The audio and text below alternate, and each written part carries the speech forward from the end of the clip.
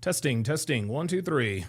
Testing, testing, 1, 2, 3. Let me know if you guys can hear me loudly and clearly in the chat. Just want to make sure all systems are go here.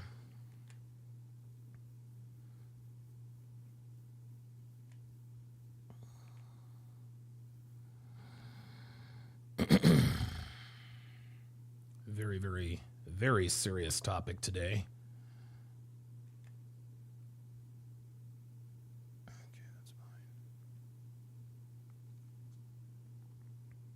Okay, very good. Excellent, excellent, excellent, excellent, excellent. Glad to hear it. What's up, guys? It's your man, Donovan Sharp, and welcome to the 31st edition of the Hard R podcast. Really and truly, this is kind of a this could be sort of a watershed moment for a lot of people, especially those in who are in this community, you know, who talk about the things that we talk about. And you guys know that the way I normally go about doing the Hard R podcast is, you know, we talk about nigga shit, right? You know, we've got our Hard R police video bingo card. You know, we have a lot of fun with it. You know, it's mostly, you know, it's kind of serious-ish. But for the most part, you know, we try to have fun. We try to you know, lighten the mood. And by the way, Hotep Jesus is going to be joining us here at the top of the hour to discuss today's topic. I sent an invite to Myron Gaines because I know that he has some very strong opinions on this. I haven't heard from him. I haven't heard back from him, but I know that he's really busy. I know he's getting ready to do the whole Penn State debate thing. So whether or not he comes, I'm not really sure. But I know that Hotep Jesus is going to be joining us. Also, I guess if anybody else wants to come up, I think that this is a topic. I think this is a topic that I think a lot of people should really chime in. Let me put this in here. Join the discussion. So there's the link. There's the link to join. But I don't want to bring anybody up quite yet because I want to make sure that I get out what I need to get out. You guys know how that goes. So obviously we are all here to talk about the absolute travesty that occurred at a high school track meet yesterday in Frisco, Texas. And so rather than me, you know, sort of summarizing things, what we'll do is we'll take a look at a couple of videos that sort of summarizes things here. I guess as succinctly as humanly possible. Then I will most definitely give my take on all of this. And I think my take is going to encapsulate a lot of different things. I think this is going to be sort of a culmination of a lot of things that have really been in motion for quite a while, and this has just been. It's like you can't believe what you hear or see sometimes. So let's go ahead and jump in here and listen to this. Here we go. Memorial High School community gathered tonight in grief after the stabbing death of a teenager at a track meet. Another teenager, a student at Frisco Centennial, is now charged with the murder. 17-year-old Austin Metcalf's twin brother was at the track with him. His family says he died in his brother's arms. Fox 4's Amelia Jones spoke with the teen's victim's father and is live in Frisco tonight. Amelia. Steve, Heather, 17-year-old Austin Metcalf had a bright future ahead of him. He was a leader on the football field, and a scholar in the classroom. His dad told me he's holding on to memories and leaning deep on his faith as he tries to wrap his mind around this senseless tragedy. Incredible. He was going to turn out to be a great individual and impact this world with positivity.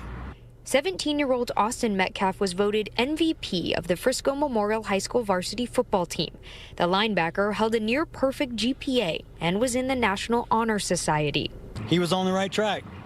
He was doing everything right. I was so proud. Jeff Metcalf never imagined that his son's future would be cut short. I'm still in shock. Wednesday morning, Austin Metcalf was at a District 11 5A track meet at Kirkendall Stadium. Around 10 a.m., Frisco police say 17-year-old Karmelo Anthony stabbed Metcalf in the chest after some sort of fight. Jeff Metcalf says it was Austin's twin brother, Hunter Metcalf, who tried to save him. And his brother was holding him, trying to hold the blood in, and he passed my son. Oh my God. Watched his brother die in his arms. Unbelievable, dude. It's unclear how Anthony got the knife into the meat or what exactly led up to the fight. Anthony is now facing first-degree murder charges, and Jeff Metcalf It was the best weekend ever. is only left with memories. I was able to watch and be blessed so much. But having both my sons are amazing. When Jeff Metcalf was diagnosed with cancer 9 years ago, his boys were his strength. Now cancer-free, it's his faith that's keeping him strong. And when I kissed his forehead today, as his body was cold, I ran my fingers through his hair. I told him, it's not goodbye. It's see you later. I'll join you at some point too, son. You just beat me to this place. Wednesday night, the family's church opened its doors for the community to gather for a prayer vigil to honor a young man whose life touched so many. But I know he's with the Lord. And I take comfort and peace in that. In our conversation, Jeff mentioned that he hopes his son's death brings changes to security so no other parent has to go through this. Memorial High School will honor Austin tomorrow during second period, and counselors will be available for any students or staff who need it. Okay, so on February 12th, certainly don't want to watch that. So going to react to just going to play a couple of other videos regarding this. I'm going to play a couple of other videos regarding this. And again, guys, I'm going to have Hotep Jesus. Hotep Jesus is going to be coming up here at the top of the hour. That's going to be 3 o'clock Pacific, 6 o'clock p.m. Eastern Standard Time. Let me read off this super chat here. Cameron Ireland with the $2 super chat says, sorry I'm late. I was thinking NBA Mello for a second. Yeah, you know, it's interesting. The kid's name is Karmelo Anthony, and the NBA Karmelo Anthony spells his name with a C. This kid who is charged with murder spells his name Karmelo with a K. Incidentally enough, NBA Karmelo Anthony was recently inducted into the Naismith Basketball Hall of Fame. So it's kind of, you know, it's kind of in between. So let's watch a couple of other videos regarding this. I want to watch the full video. I want to watch the full video of his father again reacting to this situation. Let's take a look and listen. Brother was holding on to him, trying to make it stop bleeding, and he died in his brother's arms. Insane. And I rushed up there, and I saw him on the gurney, and I could tell. They said he wasn't breathing. I could see all the blood. I saw where the wound was. Understandably still in shock, Jeff Metcalf says a precious memory was made just this past weekend when he took his twin boys hunting. That's where Austin got his first hog. Well, this morning at around 10, he rushed here to Kirkendall Stadium where the Memorial High School student athlete suffered a fatal stab wound during this track and field meet. Insane. Frisco police say a fight broke out between two students when one stabbed the other. More than 100 student athletes were participating in this meet. Fortunately, they were safely evacuated. Police arrested the suspect. He is 17-year-old Karmelo Anthony of Frisco. He is now charged with murder. Some students students unfortunately witnessed this deadly encounter and have been interviewed by police. Oh my God. Despite life-saving efforts, the 16-year-old victim died at the hospital. Austin, his father shares, was born 2 minutes before his twin brother Hunter, the two inseparable, as you can imagine.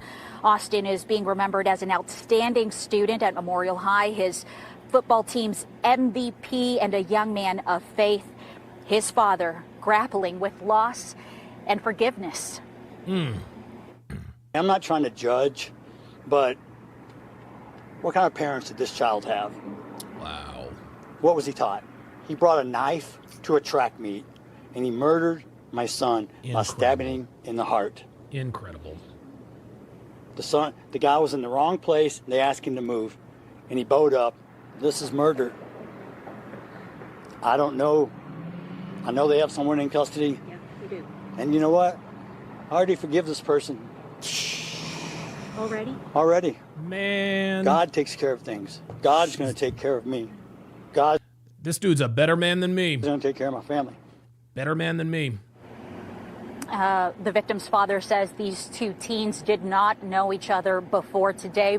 We do need to stress that police have not said what they believe led up to this deadly encounter. There is a prayer vigil tonight at 7 p.m. at Hope Fellowship Church right here in Frisco.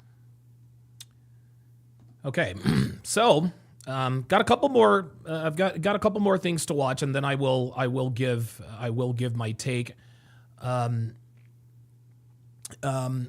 So what we're gonna watch now, we're gonna watch the twin brothers. So the twin brother gave an account of what happened because the twin brother was there during the fight. So let's take a look and listen to this. Found the strength to speak with us late this afternoon about his son. I cannot believe this. I can't believe this kid actually was able to talk about this. 16-year-old Austin Metcalf sharing memories of this remarkable young man and a heart-wrenching detail about what happened behind me this morning. The sad part about it is he died in his brother's arms. They were twins, identical twins. And his brother was holding on to him, trying to make it stop bleeding. And he died in his brother's arms. And I rushed up there, and I saw him on the gurney.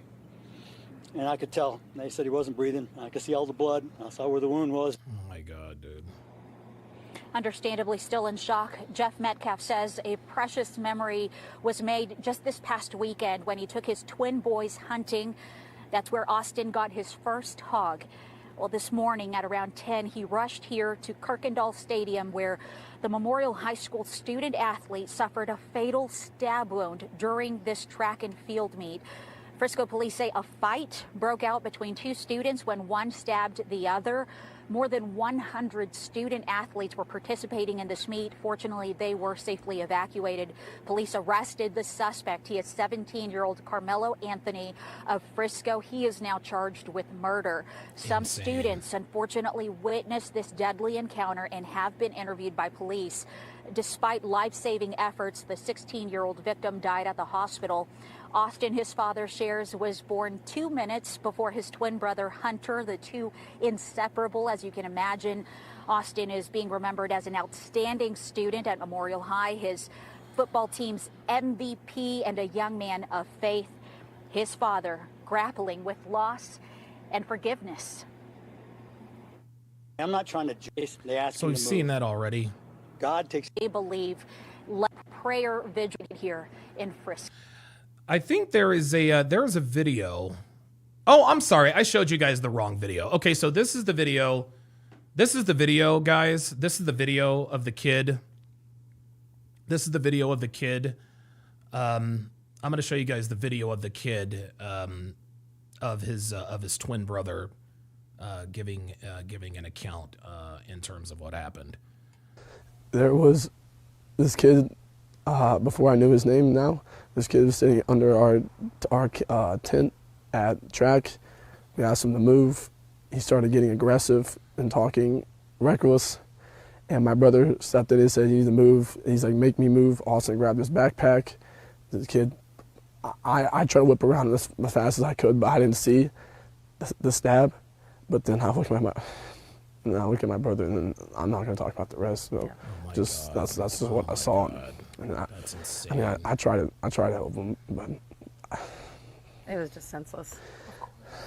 it was really senseless. Really, I don't know why a person would do that to someone just over that little argument. It's just crazy in this world nowadays how people just up and do that. Like that man has a family. That man has people that care about them all the time, and he did everything for our family too. He was a strong man. He was a strong kid.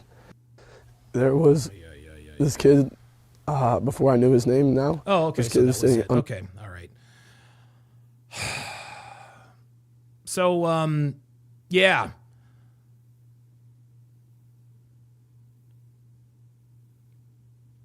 So basically what happened, there was, I'll get into this a little bit later. Mason, with the $5 super chat, says straight ninja activity. Bet you his mama said he didn't do nothing. You know, it's interesting. A lot of you guys are,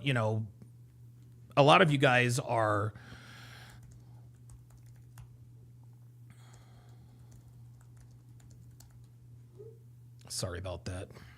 I'm just trying to get my thoughts together because this kind of thing really angers me. Let me read some of your chats here. I'm gonna bring up Hotep Jesus here in a little bit to discuss this.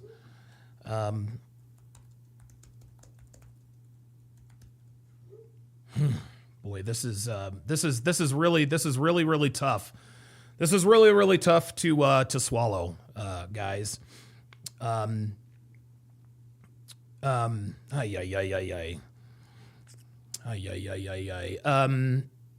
King Life says, got to be careful around them Negros. They plumb crazy out here. Absolutely. Dre Raven says, I ran track in high school. I don't remember the 400-meter stab. Is that a new event? Yeah, apparently there's also, you guys remember the girl who clubbed the other girl over the head with the baton a few weeks back, right? You guys know how that goes. Connor Brown says, bring back segregation. No, that's definitely not going to happen. I don't know why you would say that. It's a little, that's a little extreme. King Life says, definitely a competition in Compton or Chicago. Well, apparently it was in Texas.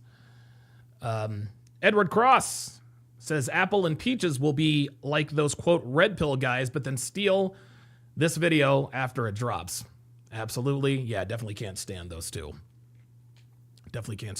Yeah, likes are free, guys. Let's get the likes up. Because, like I said, guys, when I give my take on this, you guys are going to be, it's going to be pretty crazy. Let me go ahead and bring up Jay Blaze here. Jay Blaze, what's going on, brother? Can you hear me? Oh, wait a minute. Hey. Can you hear me? Hello? Yeah, wait a minute. Let me make sure I'm not muted on my end. No, I can hear you, Jay Blaze. Can you hear me? Hello? Jump out and jump back in. I can hear him, but he can't hear me. Hang on a second. Let me go to the settings. Sorry, guys. I know this is test. Yeah, he definitely can. He can definitely. Yeah, something's going on. Something's going on Jay Blaze's end. Yeah, something's going on Jay Blaze's end. I don't know what's happening here. Let me shoot him a text and tell him jump out and then jump back in. I do apologize, guys. Give me 2 seconds. Yeah. Out, then jump back in. Okay, very good. Let me kick him and then see if I can. Okay, now. Okay, can you hear me? Hello? Hello, can you hear me? I don't know why. I think there's a problem. I think there's a problem on Jay Blaze's end. I'll get back to him. In a little bit. For whatever reason, Jay Blaze can't hear me. Jay Blaze, yeah, I don't know. I guess you guys know it gets a little bit finicky at times.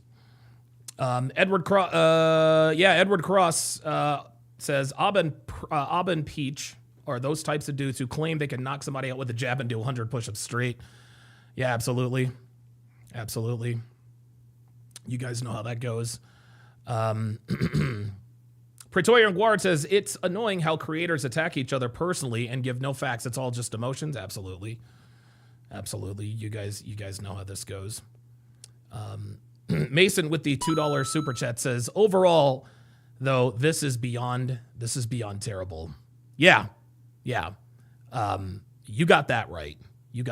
Let me just go ahead and give my take on this, guys. Guys, there is a crisis, gentlemen. Okay? There is a crisis. Oh, wait a minute. Hold on. I was going to start, but... And again, guys, I do apologize. Things are kind of wonky. This might actually be... No? Thought somebody was in there. Okay. All right. Never mind. I do apologize.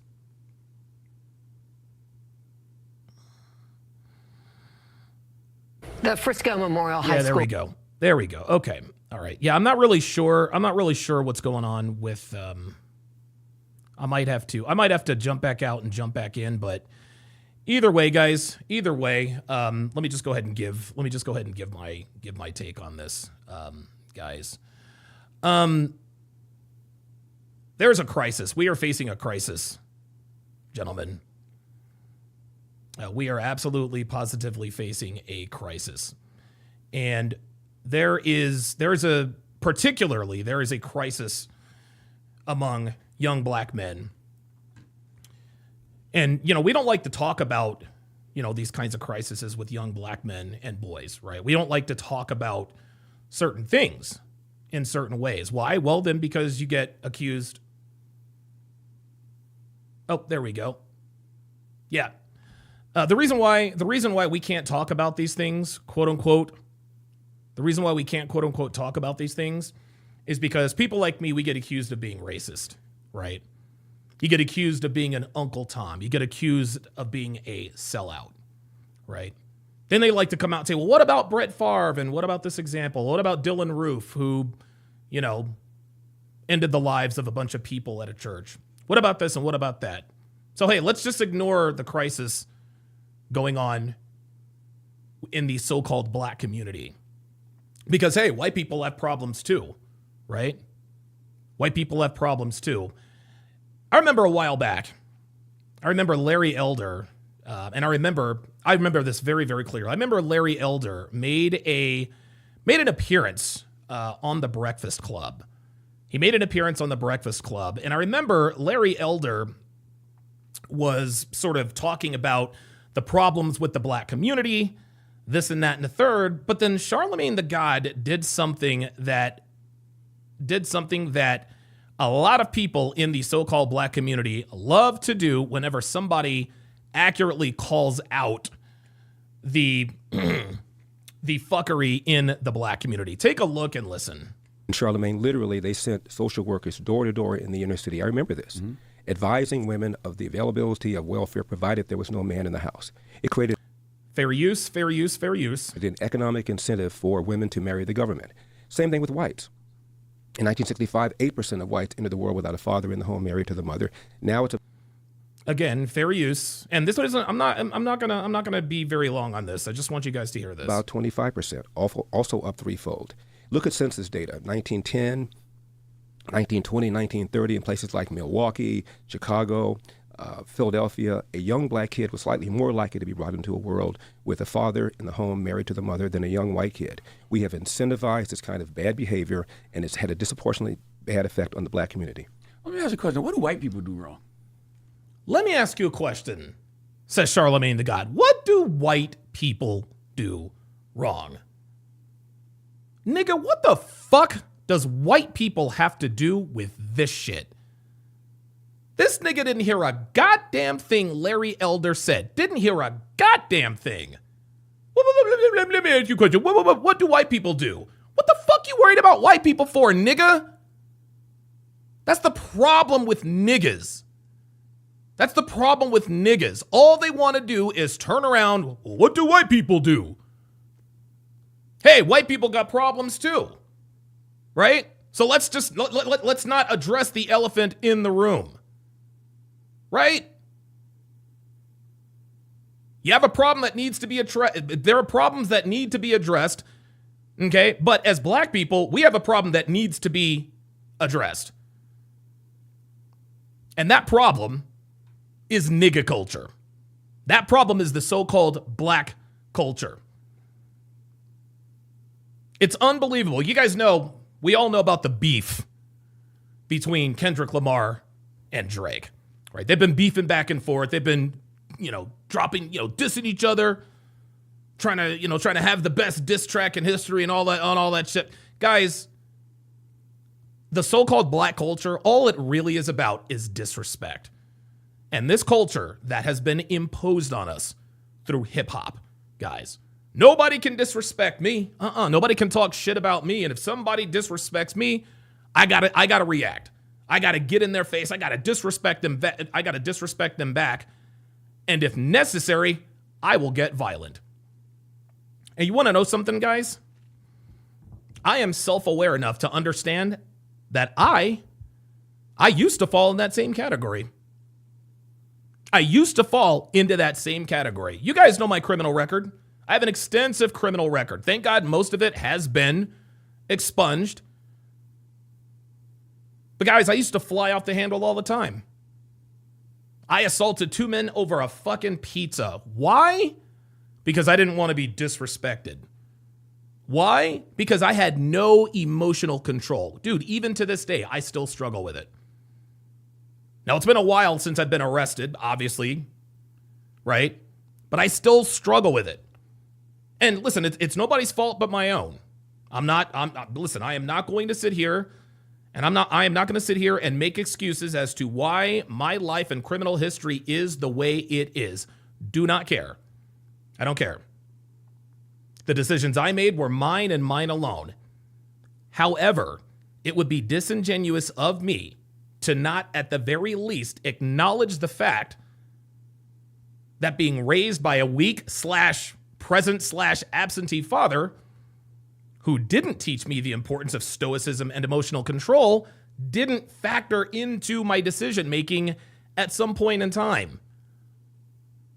Just like Cooley said on his podcast the other day, he grew up without a father. He had to learn how to be a man all by himself. And you want to know something? Most men, most black men like myself who grew up with a weak or absentee father, we don't get to this point. We end up either dead or in prison. And I'm going to tell you what, I've been close both times, guys. I have been close both times. And look, guys, I'm not the most religious person in the world, but I'll tell you what.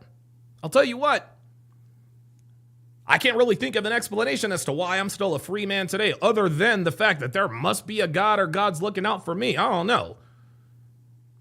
But the point is that most black men in my position, we had to learn the hard way. And unfortunately, when you have to learn lessons the hard way rather than them being taught to you, you make a lot of mistakes. And there are a lot of mistakes that can't take back. There are a lot of mistakes that really sort of scar you for the rest of your life. Okay, yeah. I had my 4 felonies expunged. Okay, but guys, I still have to live with what I've done.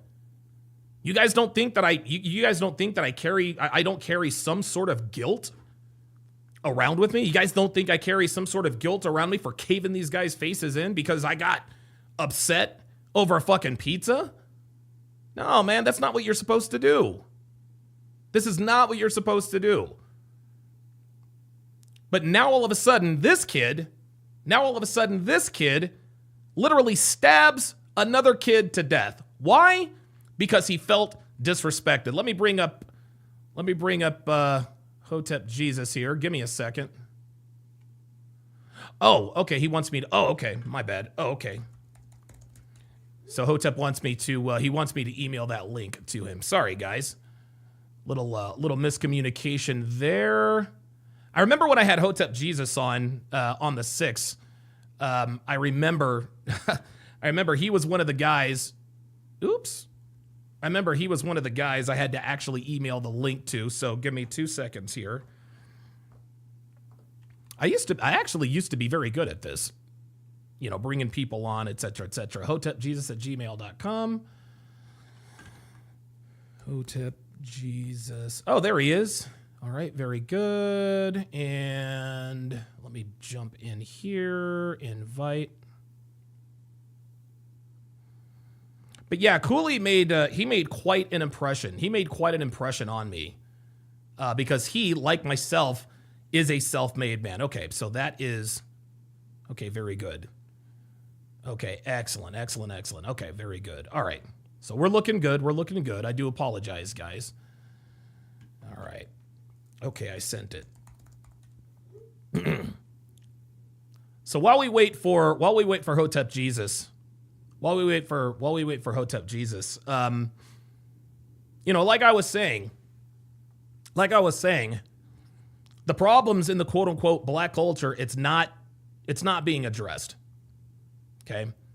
And this black culture is just another word for what has been defined in the mainstream and in legacy media and in the music industry, you know, the Hollywood industry, you know, everything in the culture, black culture is nigga culture. And I will not allow anyone to disrespect me. And I get to determine what is or isn't disrespect. Not the person you are engaged with. No, they may or may not think that they disrespected you. But if you think you're being disrespected, you must now disrespect them in an aggressive manner. And if necessary, turn violent. This so-called black culture, guys, this is borderline demonic. There's Hotep Jesus. I think Hotep's in the chat. Yeah, Hotep Jesus. I sent you the link. I sent you the link to hotepjesus@gmail.com. So whenever you want to come up, and also Hotep, the link is in the chat. But guys, this culture, to me, it's a culture of death, man. It's a culture of death. That's really what it is. That's what the so-called black culture is. It's a culture of death. You disrespect me, I disrespect you. Right?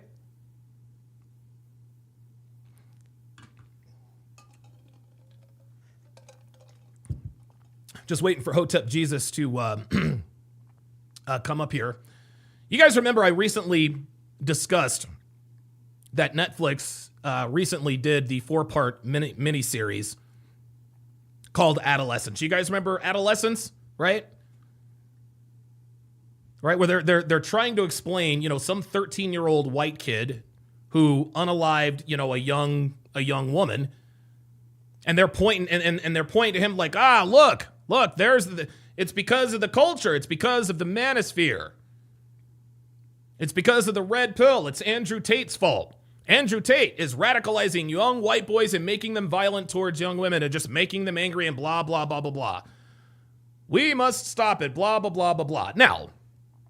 Now, there could be a shred of truth in there, in that there are a very minute amount of people who take the red pill message and then they take it to the extreme, right? The same could be the same could said really about all religions. I mean, listen, they're extreme Christians. Listen, more people in this world, in my opinion, have died. More people have died in the name of religion, I think, than really for any other cause, right? You know what I mean? But guys, the problem is that young black men, dude, young black men. I mean, dude, we're at a crisis, man. We're at a crisis. Okay? Young black men, they're emotional, they're out of control, and they think that they're being justified in being disrespectful, rude, and occasionally violent when they feel like they've been disrespected. Just like this kid.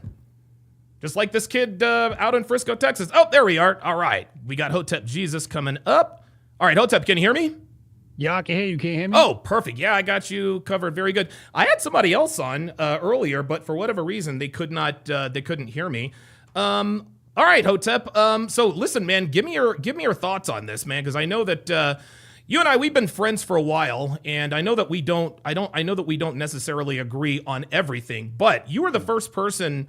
You're the first person that I thought to really get a hold of because, like I said, I know that the two of us, we don't necessarily, agree on everything, but, I'm not opposed to, bringing on people who have, disagreements with me. So what is your take on this whole situation? Wait, why would I come to mind on this situation? What made you say, oh, I want to talk to Hotep Jesus about this? Why this? Well, because you're probably one of the smartest and most objective people that I know when it comes to this kind of stuff.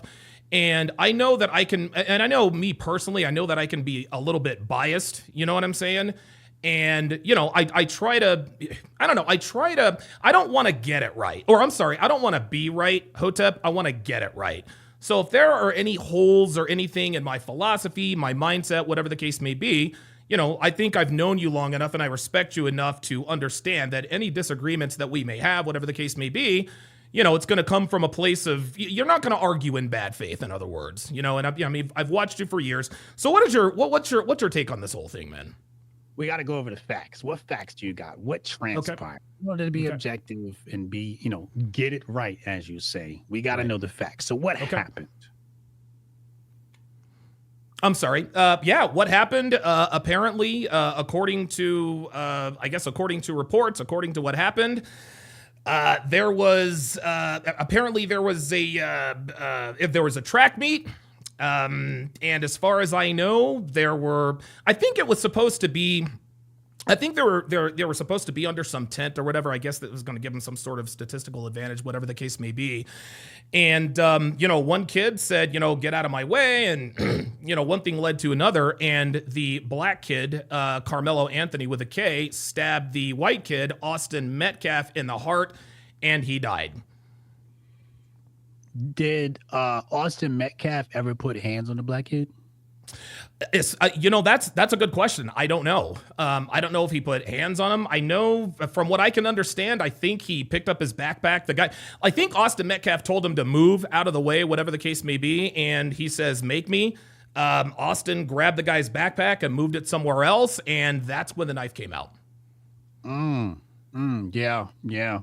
How old were they? Do you know the ages? Austin's 16, and Austin Metcalf is 16, and the other kid, Karmelo Anthony, 17. So basically the same age.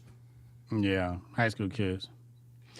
So what's your question, Donovan? What questions do you have for me? I just want to know what you think, because I don't know, like, one kid stabs another kid. You would think that there would be, some sort of outrage or whatever. So, like I said, I just want to know what you think, because in my mind, there are certain people like myself who say, look, this is the problem with black culture, where, and again, I use myself as an example. And I don't know that you know this about me, but dude, I'm a 4-time convicted felon, man. And, my felonies have recently been expunged, but I'm self-aware enough to sit here and know and understand that my felonies are my fault. It's because of my lack of emotional control. That's the reason why. And obviously there were some other factors involved, but I'm not going to sit here and blame anybody on, for my behaviors except for me. And so that's what I'm thinking. And I don't know anything about this Karmelo Anthony guy. All I know is that I can't imagine, and I'm not trying to say that I'm any better or worse than this kid, but I don't know. I can't. And listen, again, as a 4-time convicted felon, that would be me calling the pot calling the kettle black. You know what I'm saying? Like, I lacked emotional control. I paid the price for it, and I hurt some people. Yeah. All right. So one more question before we really dive into this. And as you said before, I usually argue in good faith, right? And Sure. Here, I'm not looking to argue. I just want to get clarity. Sure. Why do we need to have an opinion on this event? I don't know. Why not? That's my issue. I'm just like, for example, I saw this story this morning, right? And I do a daily show, 2 p.m. It's on Kick called The Griff Report. Oh, TGR, shit, man. right? Okay. All right. Good for you. And we cover money, finance, economics, the markets, crypto.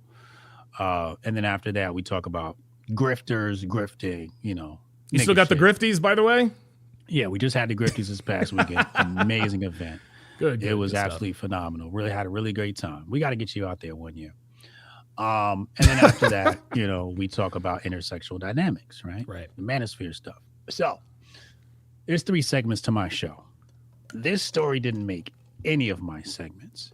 In fact, I woke up this morning, did what I had to do, checked the timeline when I was putting the show together, and I saw this story and I just scrolled past it. I didn't think it needed my opinion, right? That's why I asked you. Okay. That's why, I was like, oh, that's why you asked me, hey, why did you reach out to me? Yeah, That makes sense. Okay. that's why I'm asking you, because when I saw this story, it was like something, a tragic event happened between 2 high school kids, and I saw the black spin, right? Like the whole, hey, look, black guy killed white kid. And I was like, oh, Sure. okay, some more woke right shit. So I just scroll past it because I don't feed energy and attention to that. So that's why I was asking you, why did you think this story needed an opinion, and more particularly my opinion? Yeah, because I knew that, I don't know, man. It's to or me, anybody's. Why does it need? Why are we discussing? Well, you in particular, event? like, yeah. Well, the reason, Well, I don't anybody, know. forget me. Like, why to why do we need to have an opinion on something tragic that happened? Because there's this event particularly, because this is going to happen thousands of times throughout this year, right? This isn't like something that doesn't happen. Okay. Yeah. So you're asking me why I should have an opinion on this? Not you, anybody. Well, I can't speak for anybody. I think the reason why, me in particular, the reason I have an opinion on this is because I don't want to say, because I don't know anything about this Karmelo Anthony kid. I really don't.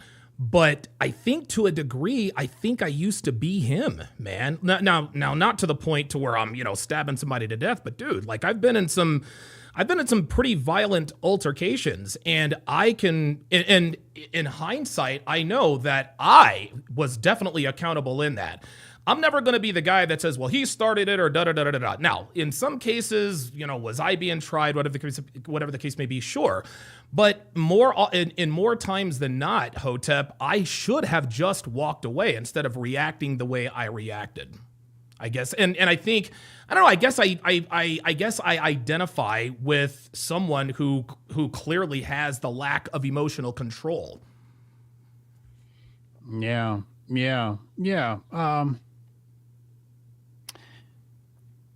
You know why I think everybody's talking about it? Why? Because a black kid did something to a white kid. Okay. It's just a racial spin, right? That's Sure. like that's because what if it was a black dude who did something to a black dude, we probably wouldn't be talking about this, right? And if it was a white kid that did it to a white kid, we wouldn't be talking about it. Right. Well, I'll tell you this too.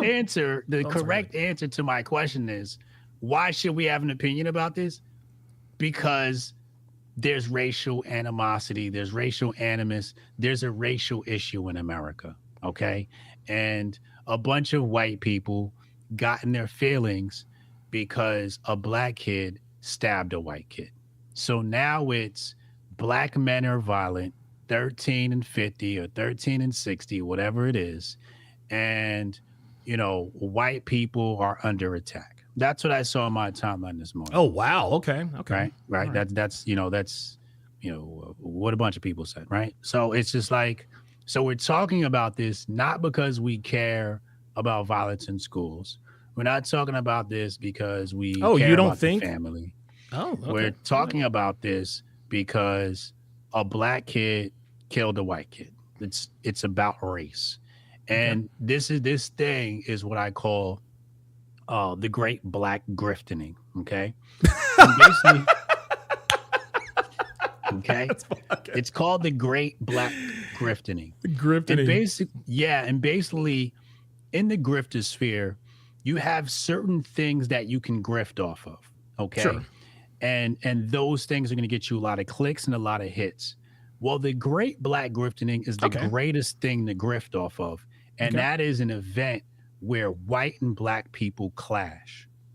Okay. Gotcha. Okay. And where white and black people clash, you get the most views. So usually people flock to those stories to go and grift off of the story, right? Gotcha. So in this case, what we're dealing with is the great black grifting, and it has so much power. Anytime you can put black and white people at odds with each other, you get clicks, it moves the needle. You get conversation, it moves the needle. Moves the needle. Right? Yeah, that makes sense. Yeah. So when I see stories like this, my issue is it's not as simple as having a conversation about it. Okay. What we're talking about is massively changing the trajectory of history. Okay. All right. This is the white Trayvon Martin. This is the white George Floyd moment. Okay. Wow. Whoa. You really think so?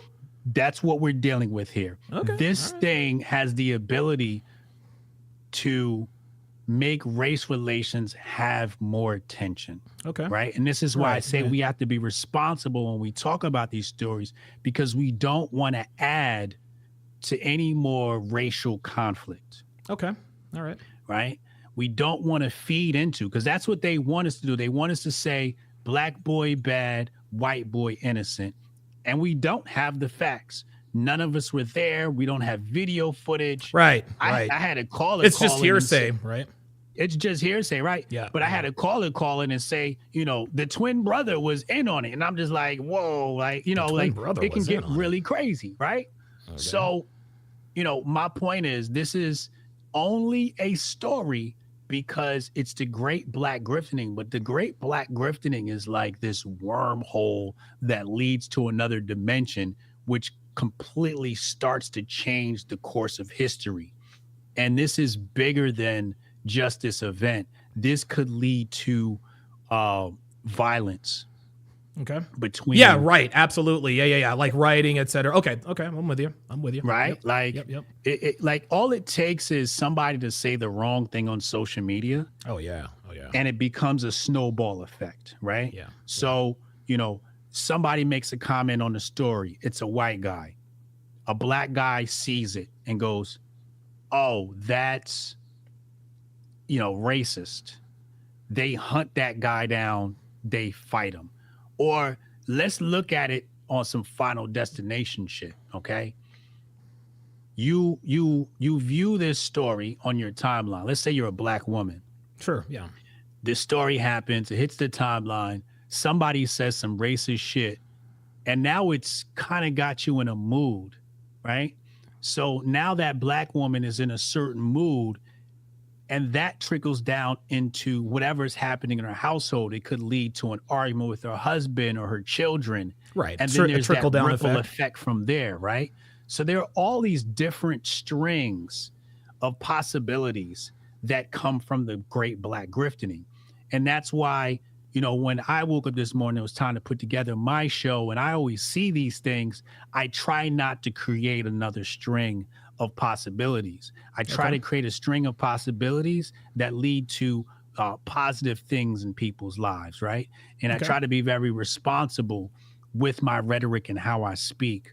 So when I saw this story, I didn't want to hop in and just say, he's bad. Gotcha. This, that, and the third. Okay. All right, I'm with you on that. Okay. Yeah. So, we gotta be careful with how we talk about this stuff, because one false move could just, incite so much. Not even a move. It could really be one false word, really. You got to understand that, this is what the control design wants, right? They need that divide between white and blacks for that divide and conquer dynamic. They need this so we're not watching them, right? So, for example, are you familiar with the Stablecoin Act? Oh, no. Okay.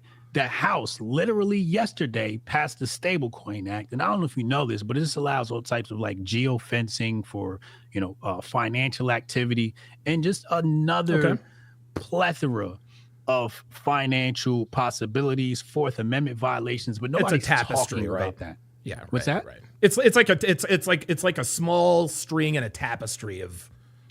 It's this Stablecoin Act that just passed in the House is akin to a CBDC. In fact, the Richmond Federal Reserve calls it a synthetic CBDC, a stablecoin. And I don't want to get too far down the rabbit hole, but what I'm saying is, while they are passing legislation, the poor, the middle class, the rest of us are arguing about an isolated incident. In a grand scheme, this is a very minor incident. What happened? It's major when you zoom in. A kid was murdered. That's major. But when you zoom out, there are so many other things going on in the world. You have to start to prioritize where your discussion leads and what it is that you talk about, right? Okay. All right. This event that happened with the kid is not going to affect your life. It's not going to affect mine. But the Stablecoin Act is going to affect all of us, right? Trump's tariffs, big story. That's going to affect all of us, already is, right? This is a wealth accumulation moment, right? That if we don't catch this moment while the stock market is low and buy low, and when it comes back and sell high, like this is when wealth is created. So instead of talking about these things, we got to talk about this great black rifting moment, right? So anyway, so the part of the crux of the matter is that the oligarchs or whoever's at the top of the control design is working on keeping us divided. Clearly, right. Yeah. So that we never look at what it is they do, right? We never take a look at what's Congress doing right now, right? What's the financial, the FSPs, financial service providers, what are they doing, right? MasterCard is, doing something with digital assets now. Brazil just passed the Stablecoin Act. There's so many things that's happening globally right now. I do remember that. Yeah. Okay. Yeah. Right.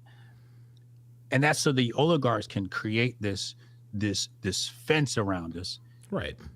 But if we united, right? If we stop saying a black kid killed a white kid and just said a teenager killed a teenager, that destroys the story. Right. The story is no longer a matter that needs to be discussed for some reason. It's almost like they're financially incentivized to sow the seeds of division, in other words. Is that what you're saying? That's part of it. That's definitely part of it. Okay. I mean, think about it. George Soros is waiting for a moment like this. Oh yeah. Right? So you're thinking about right now, right? I'm thinking about when the case goes before a judge and details come out and say the white kid put his hands on the black kid first and the black kid is claiming self-defense, but the black kid loses the case. What happens now? George Soros sends his protest goons out, right?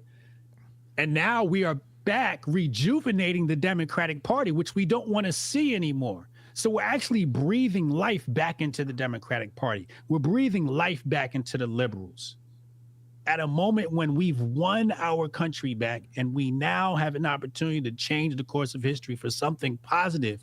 We are regressing as a nation and going back into the Black Lives Matter plan. When we could all say, listen, we're going to throw some bread at this family. A teenager killed another teenager, and we're going to move on. But that's not what we're doing. We're complaining about black versus white.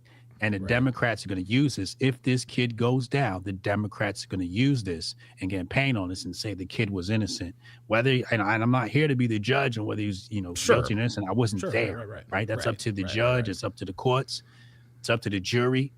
But at the end of the day, this is bigger than what's happening right now. This can spiral and snowball and become so many things that will be used politically. And as I've said before, and I'll say it again here on your show, the Democrat recovery program is built into the right wing. The Democrat recovery program is built into the right wing because they're waiting for stories like this, for people to come out and say racist things so they can come back around next election and say, remember that story of that kid, Karmelo Anthony and Metcalf? Yeah. Remember those things the right wing said? You don't want the racists in office, do you? At a moment when we're pulling black voters away from the Democratic plantation at the highest rate ever.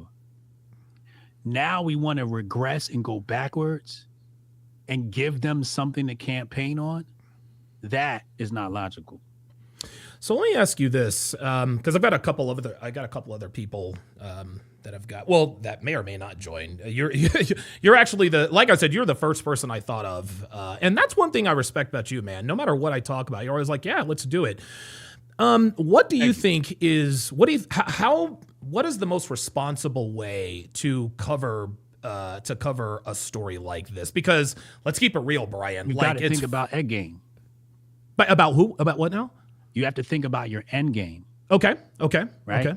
Like, what is your end game? Is your end game to go viral? Is it to excite your crowd? Or is your end game designed to bring about peace? Right? Okay. Hotep literally translates to peace, right? Satisfaction at rest. So is it designed to, to put this simply, is it designed to put your people in a high vibrational state or a low vibrational state? Okay. Is it designed to bring about love, or is it designed to bring about hate? Rage. Now, there are times you need to incite some motherfucking hate. Of course. Okay. Sure. Yeah. I'm not one of those guys. Okay. Ain't no, Starbucks notwithstanding, right? Yeah, correct. But what I'm saying is, when you look at this story like this, you've got to look at history and look at the future and say, where is this going, right? Like when I see a story like this, I don't see the story. I immediately project myself into next week, next month, next year, next election cycle, and say, how does this story affect us? Okay. Right? And like, so, and when I speak about this story, how do I want my people, my viewers, how do I want them to walk away? Okay. What emotion, what thought do I, because we have a tremendous amount of responsibility with our platforms, right? So, do I want my people walking away smiling, or do I want them walking away like, what is the call to action? Yeah, right. Gotcha. Like, what do you want people to do? You want them to go online and fight with others, or do you want them to walk away from this rising above the fray? Right. And looking at everybody else having this conversation and arguing and going, they don't understand the play here. I do. Okay. So let me observe and move accordingly, right? Yeah. So you have to zoom out and become the watcher of this thing, because none of these stories become stories by accident. Sure. Right. Okay? Of course. So, right. At some moment, there is a play here by somebody that blew this story up and made us care about right. it. Absolutely. There's clearly an agenda somewhere. Yes. Okay. So, but at the end of the day, like, you have to know yourself. What is my end game? How do I want to make my viewers feel? What do I want them to do after I discuss this? Okay. Right? How do I want them to feel? Okay. Right? All right. And you don't want or need them to feel, like, just to say pick a content creator. man, what's the best way to put it? Is there like take yourself for example, right? Like, what is your end game? Do you have different end games depending upon the subject matter? Because some people's end game is just to sow seeds of hate and rage and all this other kind of stuff, and then some people, their end game is to educate people and to maybe have them make their own decisions, and then some people just want everybody to be peaceful. So is it static? Is it dynamic? Or I mean, I don't know. What do you think?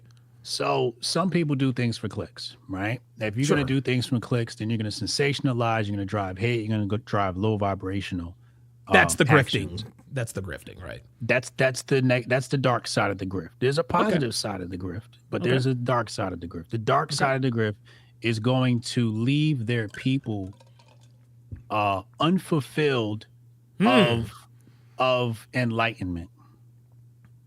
Okay. Yep. They're going to be low brain or small brain. Absolutely. Right? Yeah. Meaning they're just looking at this event and giving you the basic bitch takes. Right. Red basic meat. Bitch takes is like, for this event, it's like, oh, he's a black kid. Oh, where's his daddy? He was angry and he's emotional. And guess what? And get this, Brian.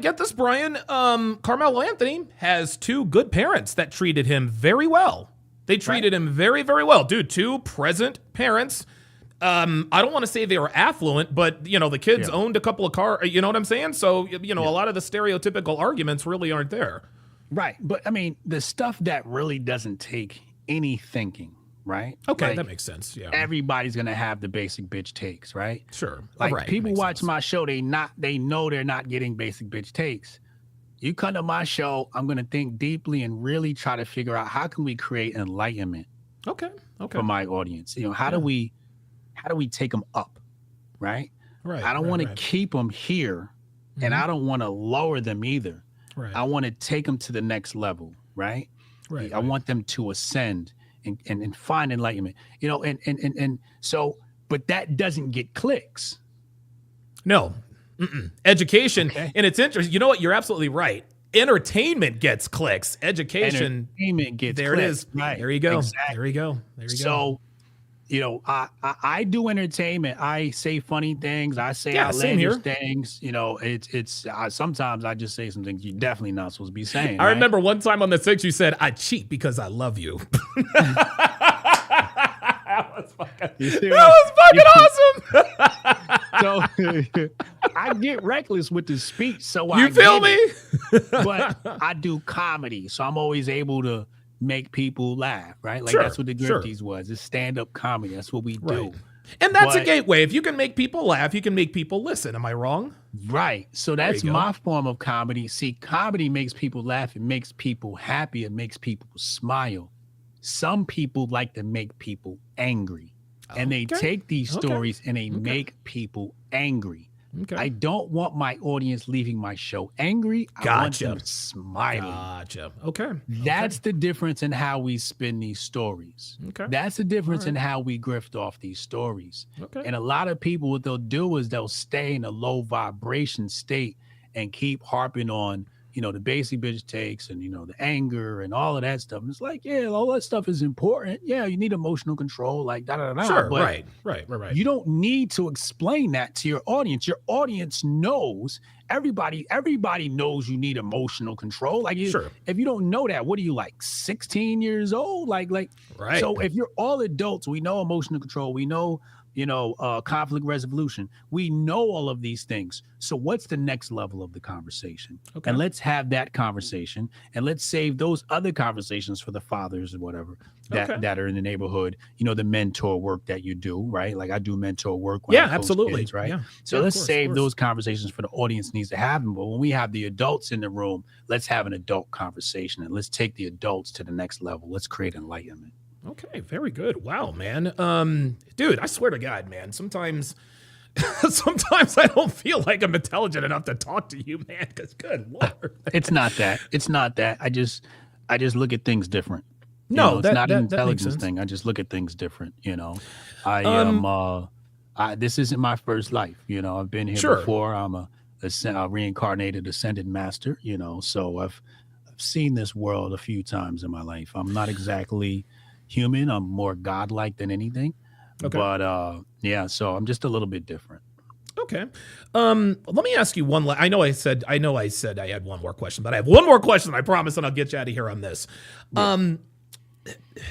Should I have, so in the future, because this is not the last time something like this is going to happen. In the future, should we, should I have waited to make, because this happened like, less than 24 hours ago, something like that. Should I have waited maybe to gather all the facts, or like, what would you have done?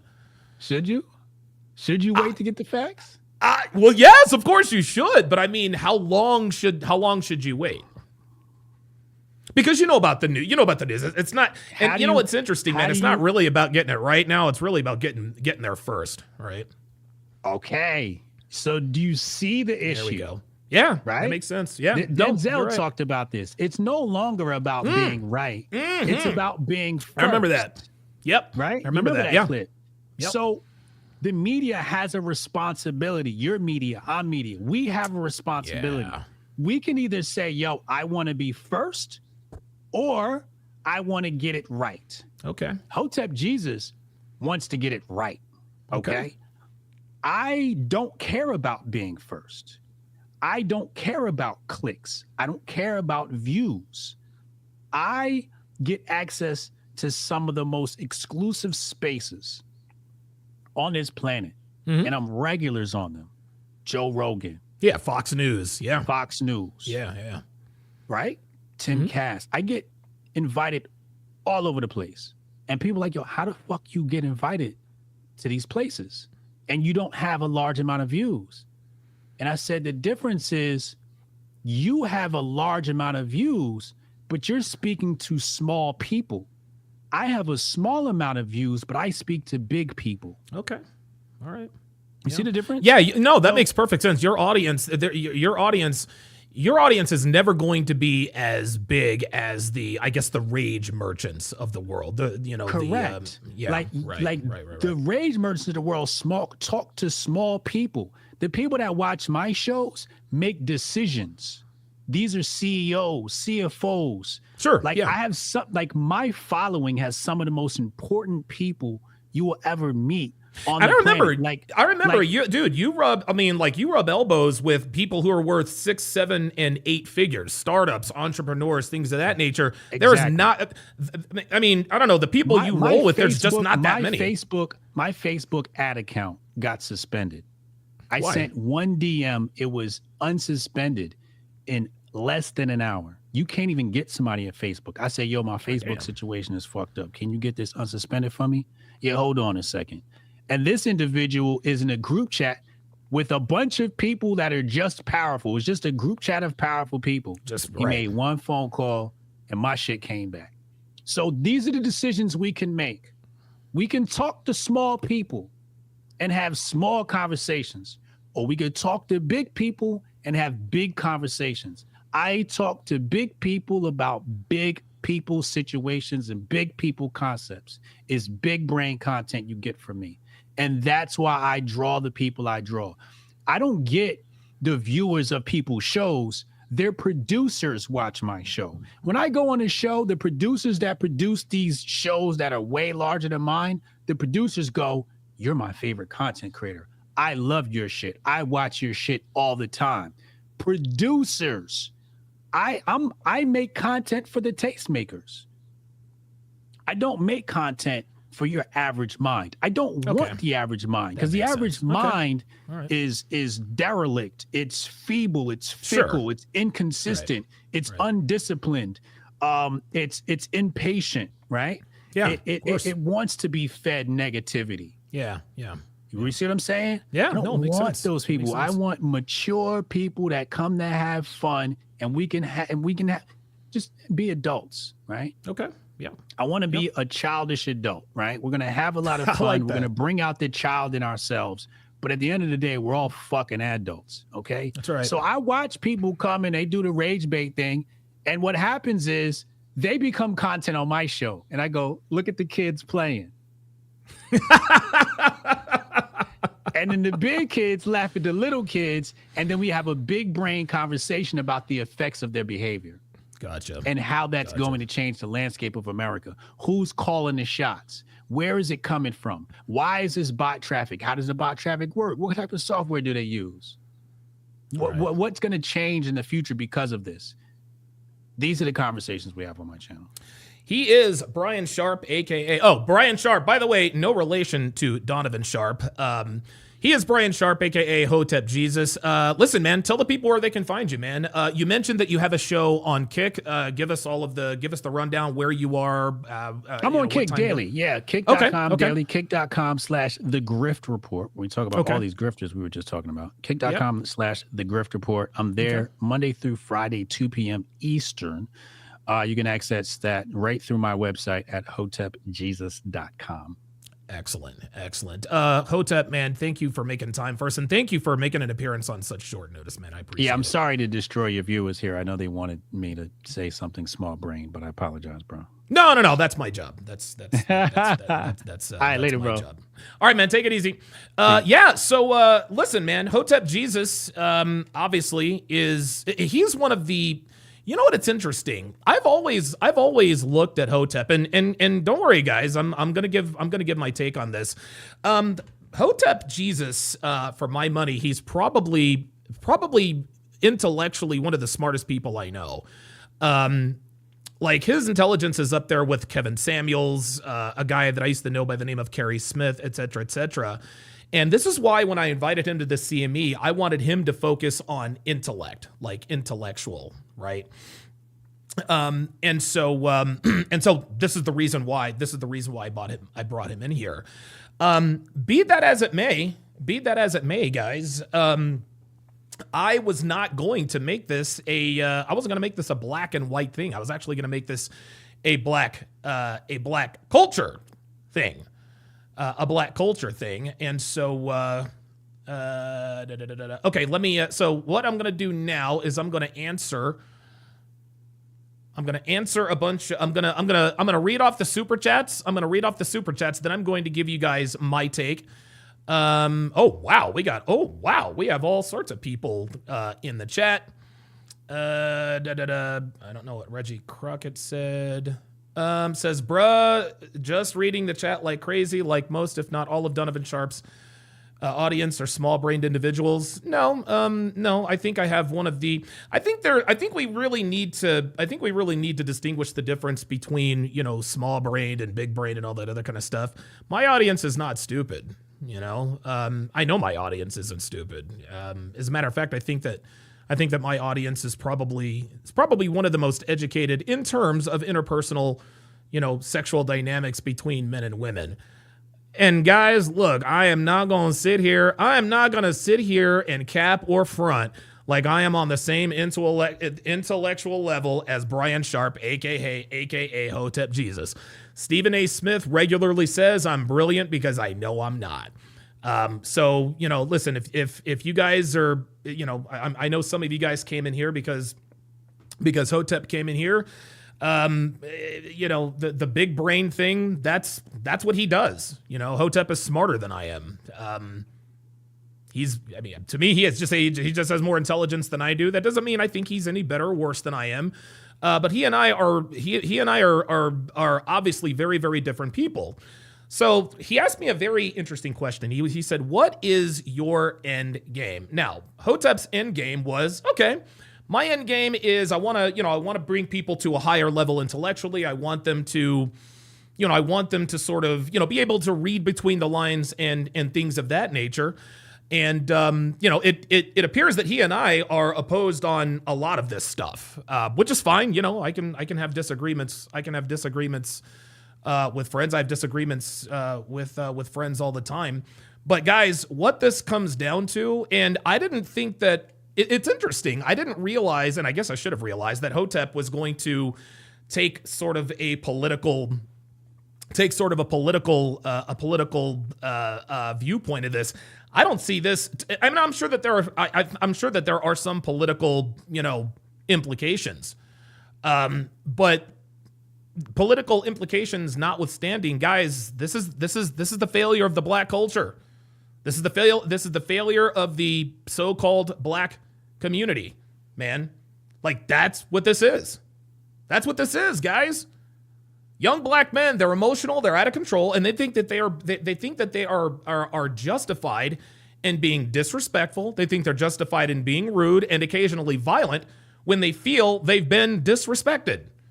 Gentlemen, I'm here to tell you that is what took the life of Austin Metcalf. Okay? Karmelo Anthony, the 17-year-old in Frisco, Texas, he had reached a conclusion that apparently he had been disrespected while sitting in the stands at the track meet. And he responded by stabbing Austin Metcalf, which I think he was like a 3.8 or 3.9 student, right? But he was a very, excellent student, member of his church, devout Christian. And you guys know me. I'm not the most overly religious guy, but hey, listen, I'd rather you be religious than not, right? Diamond DJ says, chat, you're living in the Matrix. Diamond DJ, you might as well adapt, and the real niggas can leave the internet but also make money off of it. Oh my God. Ay, ay, ay. Now, Hotep also made a very good point. He made a very good point. He says, well, the reason why this is a big deal, or he made a statement, he said, the reason why this is a big deal is because it was a black kid that stabbed a white kid. And lest we forget, just a few weeks ago, there was a black girl who brained another black girl in the head with the baton. That made national news. That made news, and that was black on black crime, right? Now, it would be disingenuous of me to sit here and say that, the fact that black kid kills white kid didn't, add fuel to the fire. But if this were a black kid stabbing another black kid, we'd still have the same issue. The so-called black community is degenerate. Speaking of degenerate, it is low vibrational programming. This is what the black community is. Okay?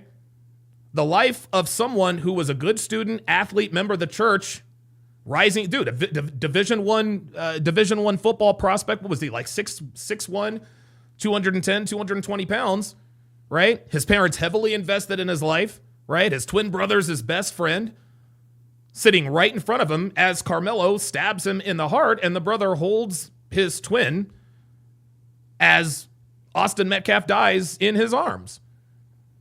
And it's interesting. People say, okay, this happens all the time, blah, blah, blah, blah, blah. That's a problem. The fact that this happens all the time is a problem. Diamond DJ says, facts, Donovan, this happens all the time. They only show what you want to see. Diamond DJ, I'm sorry. Now, we can talk about we don't know because we weren't there. Everybody that was there is giving the same account. Everyone's there that is giving the same account, okay? Karmelo Anthony was in a tent that he was not supposed to be in. They asked him to move, and I don't know the words that were said, but they asked him to move. He said, make me. What's his name? Austin grabbed his bag. Next thing you know, Karmelo Anthony stabs him in the heart, and he dies. The other guys die, okay? We got a problem, gentlemen. We got a problem. Okay, this is not a one-off. This is not a one-off because the same thing that happened to Austin Metcalf, this is happening to young black men all across the country. Okay? Black men all across the country, they're dying because of this quote-unquote culture. They're being shot, they're being stabbed, they're being beat up, they're being brutalized by other young black men who subscribe to this bullshit-ass culture. The hip-hop culture that defines everything in street terms. Right? Everything in street terms. To me, it's nihilistic in terms of the, oh my God, you can't be disrespected. And if you do, turn violent. And this prison culture that's sort of celebrate that no one wants to speak out about it and I think it's because of idolatry. Black ministers won't touch it. They will not touch it. Right? We all want to stay within the good graces of Snoop Dogg and Jay-Z and Kendrick Lamar, right? We don't want to criticize, how dare you criticize Jay-Z and, other figures that promote this culture, right? The black culture, gentlemen, is degenerate. It's been degenerate. It's been degenerate. And guys, listen, don't take me back 100 fucking years. Don't take me back 100 years. Talk to me about what happened today. Talk to me about what is happening now. Being fooled into believing that the white man, the white evangelical man, is your enemy and is the source of all your problems. Right? I mean, again, listen. Black men, young black boys, they have been trained and programmed by the music and the movies and the TV, all the propaganda that says your problem is the white man. You should hate the white man.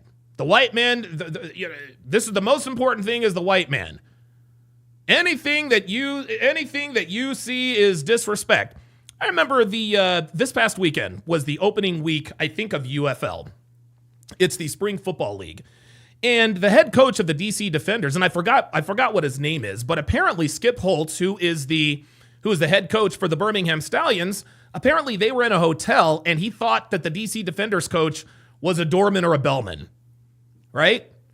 And so after the game, they sort of meet in the middle of the field, and God, I wish I'd remembered his name. He didn't want to shake Skip Holtz's hand because he felt disrespected. And then Skip Holtz is like, well, wait a minute, I didn't say those things about you, right? The black culture is cooked. Just like Luke Perry said, or just like King ZOP says. The black community is a culture of death. It's a culture of death. And listen, we're all influenced. We are all influenced by it. Now, in terms of what happened, obviously, this is Texas, right? Texas, obviously, they take their high school sports, pretty seriously, right? So one school has a tent over the area they're sitting in. It's probably hot in Texas, even though it's April. It's probably hot in Texas, right? So they put the tent out so that the athletes and kids could sit in the shade and, stay hydrated. It's probably some sort of competitive advantage, right? Okay, it is what it is. Right? They're competing in an all-day track meet event. They want to keep their kids hydrated. They don't want the sun, eating them alive and this and that. And so they put up a little tent, And so the kids from this high school in Frisco, Texas, they see another kid not from their high school sitting underneath their tent. And it sounds like someone said, hey, man, like, this is our tent. You're not a part of the school, whatever. Right? According to the twin brother, Karmelo Anthony starts, talking shit. He starts talking reckless. And so another, 16, 17-year-old kid, and here's the thing, Karmelo Anthony is a former, high school football player, and I think it might be his senior season. I think his senior season was cut short by an injury, whatever the case may be. But, these are two high school athletes, right? Clearly, obviously. Right? And so Austin probably walked up to him and said, hey, man, we asked you to move. The guy's talking shit. Karmelo says, well, make me move. Austin picks up his backpack and probably tries to move it, and this provokes Karmelo Anthony into a violent response, stabs him in the heart. Right? And you know what? It's interesting. Frisco, Texas, for those of you who aren't really aware of Frisco, Texas, did a little bit of research. It's a pretty affluent community.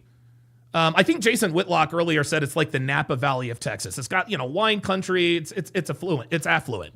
It's sort of where people move to escape poverty, where they can live amongst family, blah, blah, blah, blah, blah, rich white folks and all that good stuff, right? Right? Well, both of these kids come from supportive families, one white and one black. And I know a lot of you in the community were thinking, hey, you know what? Probably came from a single mother household. No, actually did not come from a single mother household. Do you want to know what failed Karmelo Anthony? What failed Karmelo Anthony was the black culture, the black community. The hip hop culture influenced Karmelo Anthony more than his parents did. I mean, listen, man, from all accounts, for all intents and purposes, he had good parents. We don't know if he did or not, right?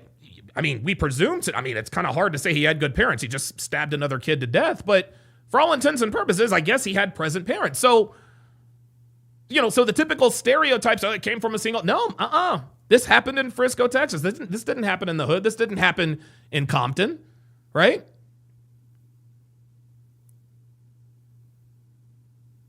But not both of these kids. Both of these kids came from good families. Only one of them was defined by black culture. Black culture. And only one of them has to adhere to black culture. And what we define in black culture is super aggressive, right? Irresponsible. We smoke weed, right? Radical materialism. We're all flashy. It's easy to provoke us into violence, right? We don't tolerate any so-called alleged disrespect. Guys, that's what black culture is. And so when you hear all these people say, well, we're here to do it for the culture, this is what they're talking about. Okay? This is what they're talking about. They've accepted the Hollywood and the music industry definition of hip hop, the definition of black culture. They've accepted that and they try to live up to it. They try to live up to it. And it's interesting. I would show this picture. But, it's YouTube. But I've seen pictures of Karmelo Anthony posted up with some with machine guns or M16s or AK-47 or some kind of AR-15 giving people the finger. And I'm like, wait, what? Wait, huh? What is this kid doing with an AR-15? This kid lives in an affluent community, right? Karmelo Anthony's got some white friends out there. He's in the Frisco area. He's not somebody who's going to be, sitting around doing this kind of thing. No, the problem is that Karmelo Anthony has been programmed and radicalized in a way that he does not understand. And guys, adults, Gen X, we have allowed it. Gentlemen, we have allowed it. We have co-signed all of this debauchery. We've co-signed all of this buffoonery. All of this ridiculous, this degenerate culture in the form of music that we've celebrated and called our culture. And guys, listen, I'm as guilty of it, or I'm as guilty of this as anybody, right? I was proud of it. I embraced it. I mean, dude, who didn't remember the NWA, right? Niggas with attitude, right? But guys, this is insanity. This is a mass psychosis that is killing and ruining and destroying children of the black community. And it's spilling out and harming other kids. It's no longer just harming black kids. White kids are getting caught up in this shit too. Right? And so we can sit here and say, well, I wasn't there, so I don't know. Why would Hunter, Austin's twin brother, lie about what happened? Why would he lie? Why would he lie and give a false account of the story? No. I believe that listen, there was no video, whatever the case may be, it's all hearsay, but why would Hunter lie about this? Why would he lie about this? Right? Now, here's the thing. The defense will try to come to some sort of, argument to sort of justify what Karmelo Anthony did here. Okay? But honestly, unless I hear them say, well, listen, man, Austin pulled a knife, Austin pulled a gun, Austin, pulled some sort of weapon or pulled out or did something crazy. Guys, this is not justified. Okay? This isn't remotely defensible. Someone saying, hey man, you're sitting in the wrong spot, this is our tent, and then you get up, you start talking shit and make me move. He grabs your backpack. Guys, that does not justify stabbing him in the heart. Doesn't justify stabbing him in the heart, man. It just doesn't. It just doesn't. Let's see here. Mr. Hill says, what are you going to do about it, Donovan? So are you telling me that you disagree with my take here, Mr. Hill? Yeah, we talk about niggas here. We talk about nigga shit. Karmelo Anthony acted like a nigga. That's what it is. Karmelo Anthony acted like a nigga. Realway says everybody got guns in Texas. Yeah, everybody's got guns in Texas, but not everybody posts up. Right? Rack 90 says that's why the BET and the CMA awards are totally different. Yeah. One's a degenerate culture. That's the problem. That's the problem. LDN says Hothead is part of the who's Hothead? Wait a minute. Yeah, listen, I know that there are a lot of you who are probably watching me for the first time who probably disagree with my take. I don't give a fuck. I don't give a fuck. You motherfuckers in the chat who disagree, you guys can kiss my ass. Man, you guys can kiss my fucking ass, dude. Dude, I'm gonna tell y'all what, the black culture is cooked. The black community is fucking cooked. It's cooked. It's Truth Media says, what's white culture? Why are you worried about what white people are doing? See, there we go again. See, that's nigga shit. That's nigga shit right there. That's nigga shit right there. Anytime you tell the truth about black people, black folks, and the nigga shit they do, what's the first thing they do? Well, what do white people do? The fuck's that got to do with anything? No, this is the black community is a cesspool. What the fuck's that got to do with what white people do, man? Well, what's white culture? I don't know. You tell me. I swear to God. I swear to God, man. Yeah, listen, y'all can come up and disagree all you want to. You guys can come up and disagree all you want to, and you guys can try to spin, weave this and that and the third. The bottom line is the black community is fucking cooked, bruh. The black community is fucking cooked. And you guys know it. You guys know it. And then Netflix comes out with this mini series. Yeah, it's Andrew Tate's fault. The Manosphere did it. Are you kidding me? Seriously? Both of these young men, their adolescence has been taken from them.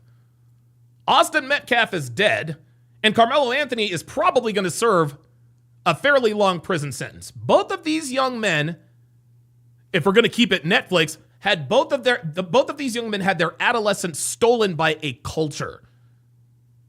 Stolen by a culture.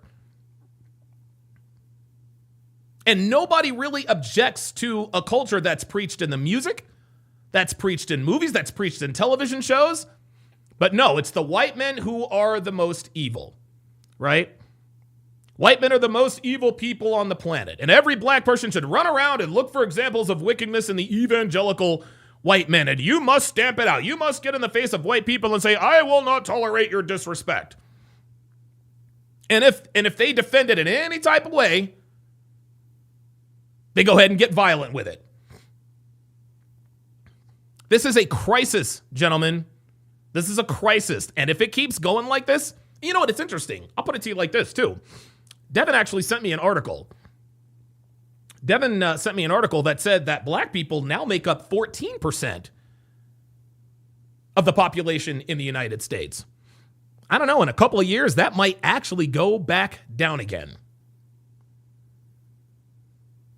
And you know what? It's interesting. People will think, well, you know what? I'm just harming white people. I'm just fucking with white people by being racist, right?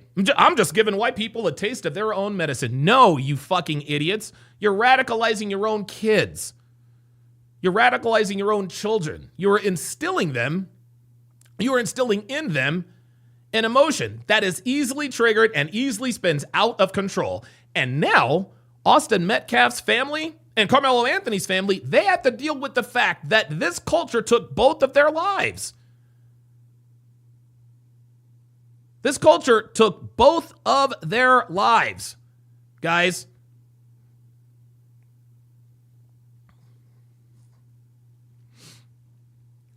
Let's see. Matt is being disingenuous. Let's see here. Matt says that's the divide Hotep was alluding to. Stories like this are meant to get people pissed off and divided. Maybe it clicks. If you think first before you can react, you can see it for what it is. Look, man, guys, I don't know. How can I put this? I think a lot of you guys, I think a lot of you guys are, you guys got to understand, not all black people are the same. Okay? Not all black people are the same. I'm not the political guy. I'm not Listen, I'm sure that there are implications and da-da-da. And listen, I'm sure the story will be spun and used correctly or incorrectly. That's fine. But at the end of the day, Karmelo Anthony was fucking wrong to stab Austin Metcalf to death. Listen, man. Listen, you guys can give me all sorts of word salad and all sorts of intelligent. Carmelo Anthony's wrong. Carmelo Anthony is wrong. Carmelo Anthony is the manifestation of everything that is wrong in the black community. And here's the thing. This wouldn't be as big a story if Carmelo Anthony was a hood nigga. If it was a hood nigga that stabbed some white boy, okay, I see the point. Carmelo Anthony ain't no hood nigga. He's not. Carmelo Anthony is not a hood nigga. Okay? Carmelo Anthony came from a 2-parent household. He presumably lives in Frisco, Texas. Okay? It is not his. I'm sure his parents have some responsibility, but guys, the black culture is what led Carmelo Anthony astray. It would be easy for us to sit here and say, well, it's because he came from a fatherless home. Well, it's because his father wasn't there and is, raised by a single mother, blah, blah, blah, blah, blah. No, none of that was true. None of that was true. The common denominator is black culture, the cesspool that is the black community. Red Pill Crip, oh wow, with the $5 super chat, says, yo, Donovan, salute, homie. I'm from the hood, and I hold my people accountable all the time, and they shame me. Still, I remain to speak the truth like you. Exactly. See, listen, man. Black people don't mind hearing the truth. Niggas don't like the truth. Matari Sunsei says, you've clearly never read Thomas Sowell. No, I haven't, but I actually have a pretty good friend who's actually pretty good friends with Thomas Sowell. Her name is Pearl Davis. Mr. Hill says, talking like he knows their life story. No, I don't know their life story, Mr. Hill. I don't know their life story. But I do know this. Carmelo Anthony is going to prison for murder. What Carmelo Anthony did was wrong. Period. Guys, I don't know what the argument here is. I'm like, why are we I gotta understand. I gotta understand here. Are we justifying what Carmelo Anthony did here? Like everyone's trying to politicize this and all this other kind of stuff. I'm not smart enough for all of that. All I know is that killing people is wrong. Carmelo Anthony killed another student for a reason he should not have killed him. The dude they said, hey, can you move? He says, make me. They moved his bag, he stabs him. That's an overreaction. I mean, so listen, talking like I know their life story? Yeah, probably. I don't know their life story. I don't know Carmelo Anthony's life story. I really, really do. Or I really don't. But the bottom line is that what Carmelo Anthony did was wrong. I'm not here to talk about the implications, guys. I'm not here to talk about, what's political, and I'm not smart enough for that. I'm not smart enough for all of that, okay? All I know is that the black community and the black culture negatively affected Carmelo Anthony, so much to the point he got overly emotional, and now his life is over. His life is over. It's Truth Media says, no argument. I'm just hating on you, tearing down the black culture with no solutions and isolating us.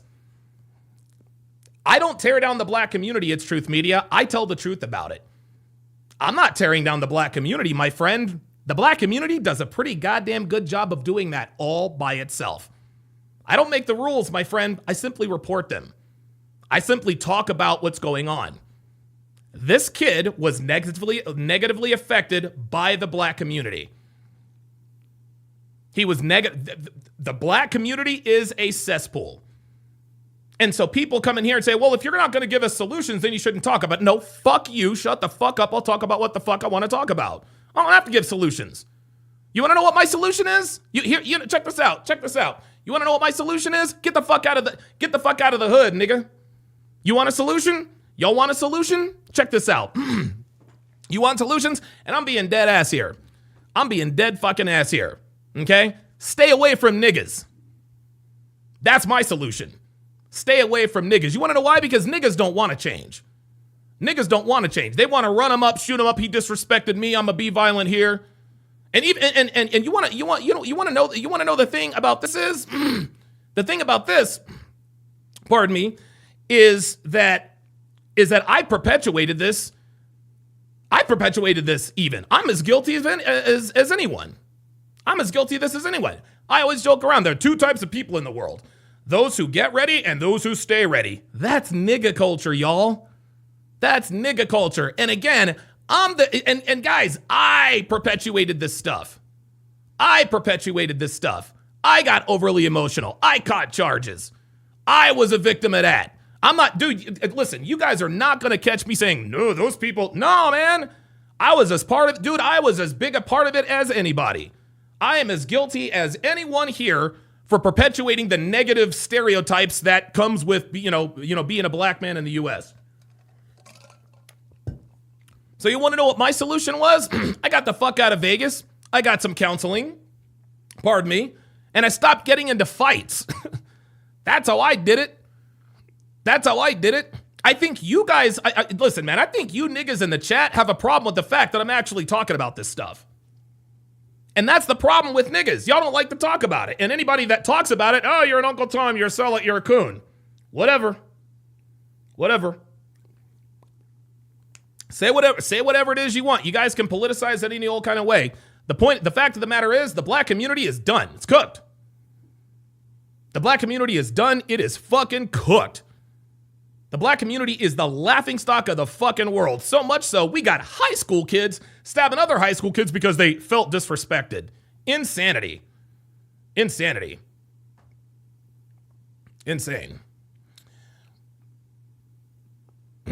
See, It's Truth Media said whites isolate their self by first segregating. Okay, first of all, It's Truth Media. Let's learn to spell. Okay? Let's learn to spell. Whites isolate their, THEIR, themselves by first segregating. That's the first thing. Number two, once again, well, what do white people do wrong? No, get your house in order. This is what niggas do. This is the difference between black people and niggas. Black people say, you know what? There's a big problem. I'm going to remove myself from this situation because I know that the nigga culture is not for me. You know what niggas do? Well, white people did it first. White people are responsible for it. Okay, well, what are you going to do about it?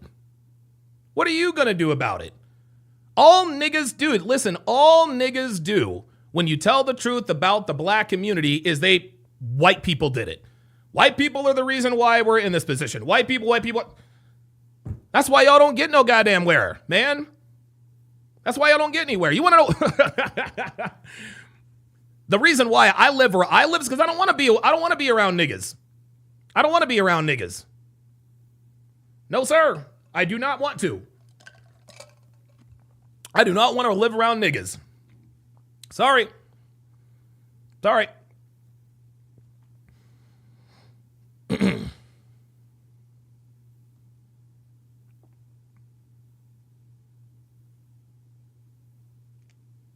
Let's see here. I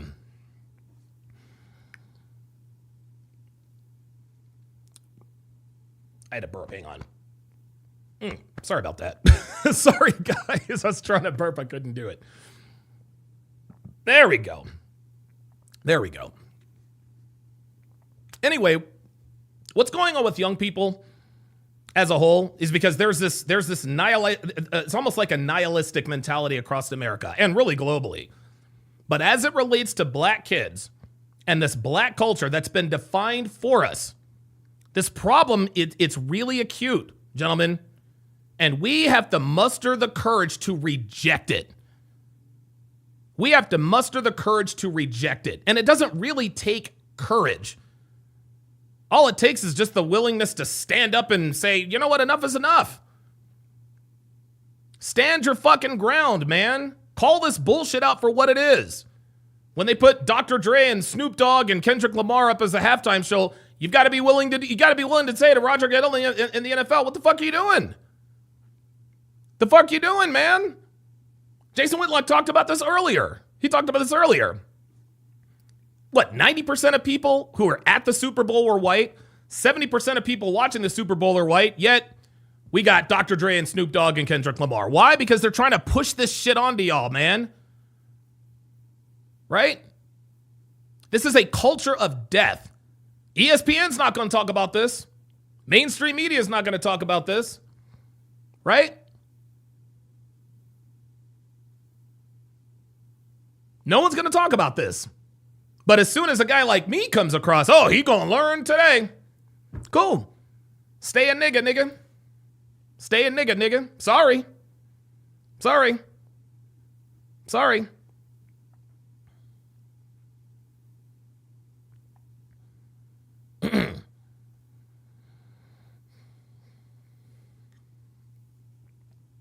Let's see here. Yeah, Heavy Chevy guy says he's right. Keep those ninjas away from me. Absolutely. Jonathan D. Cruz says, I hope he gets charged as an adult and serves his time in big boy prison. Oh, he will be charged as an adult. He will be charged as an adult. I'll tell you this, though. I'll tell you this. If he isn't charged as an adult, or even worse, if he isn't convicted, guess what? Guess what there isn't going to be? There isn't going to be riots. There isn't going to be riots. White people aren't going to riot. They're not going to do that. No, that's what niggas do.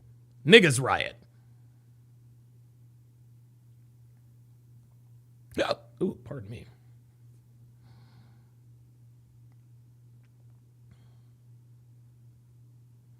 Real Drew Morgan with the $1 Rumble rant says, first time here, just looking for some live action on Rumble, and I think you're speaking in truths. Yeah, man. Look, dude. I mean, listen. Yeah, there it is. Dewey says, flip the races and nobody's flip the races and nobody cares. Stop coping.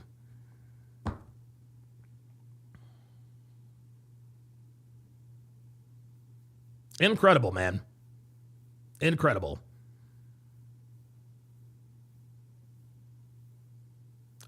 Draconis 36 says George Soros is standing by. And again, guys, I'm not going to sit here and try to, come here and package myself as this, political. Listen, I'm sure that there's going to be all sorts of political jockeying going on.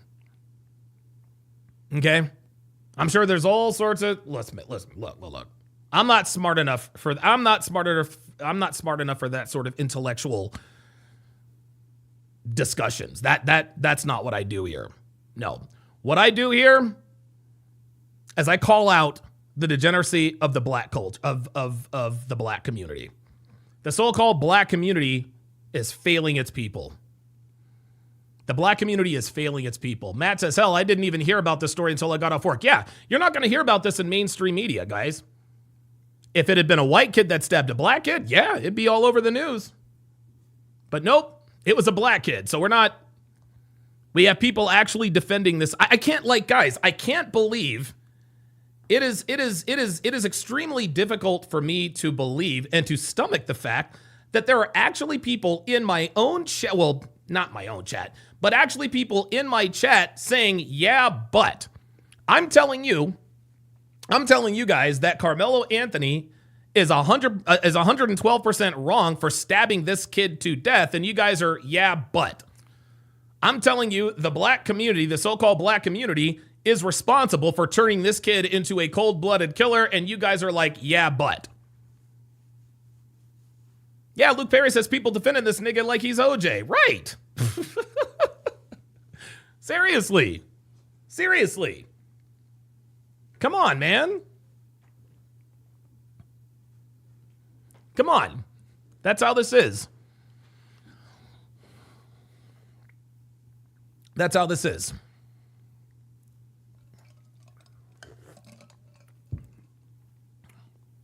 It's Truth Media says Hotep's been told you come on at 8. I don't know what you're talking about.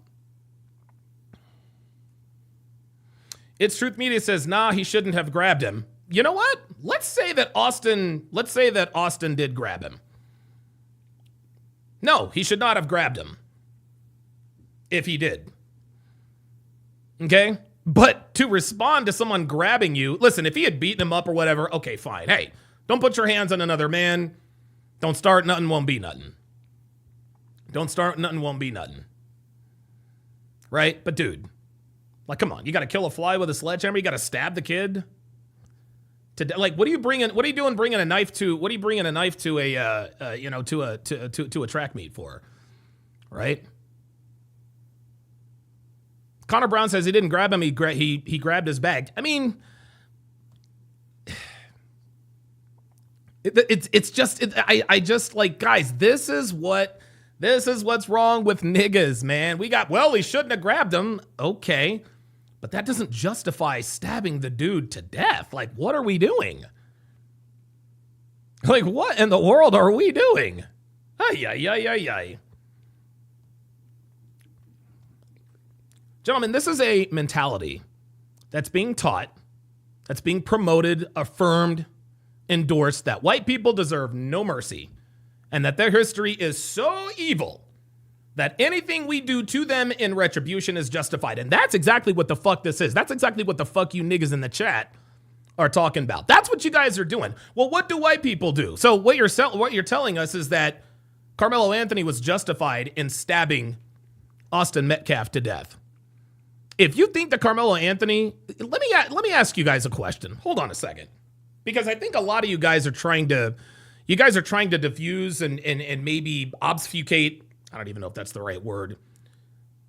You guys are trying to, skew the real issue here. Okay? Does anyone in the chat think that Karmelo Anthony was justified in stabbing Austin Metcalf to death? Yes or no? And listen, if you say he wasn't justified in it, I don't need to hear it. There's no ands, ifs, or buts about it. There's no ands, ifs, or buts about it. I don't need to hear, listen, man, Karmelo Anthony should not have stabbed him, but there is no buts. There's no but. If someone grabbed, like, seriously, someone grabbed your bag, someone grabbed your bag, and you got stabbed to death for it. Of course not. Of course not. Of course not. Of course not. And I don't want to hear nothing about nobody else. I don't want to hear about Trayvon Martin. I don't want to hear about George Floyd. No. We're talking about Karmelo Anthony. We're talking about Karmelo Anthony. Was Karmelo Anthony justified in stabbing Austin Metcalf to death? The answer, of course, is no. And whether Austin Metcalf were white or black, this would still be a story because the dude that stabbed him was a black dude. The dude that stabbed him was a black dude. And the reason why I'm talking about it is because this is what the black culture, this is what the black community endorses. Rap culture, hip hop culture.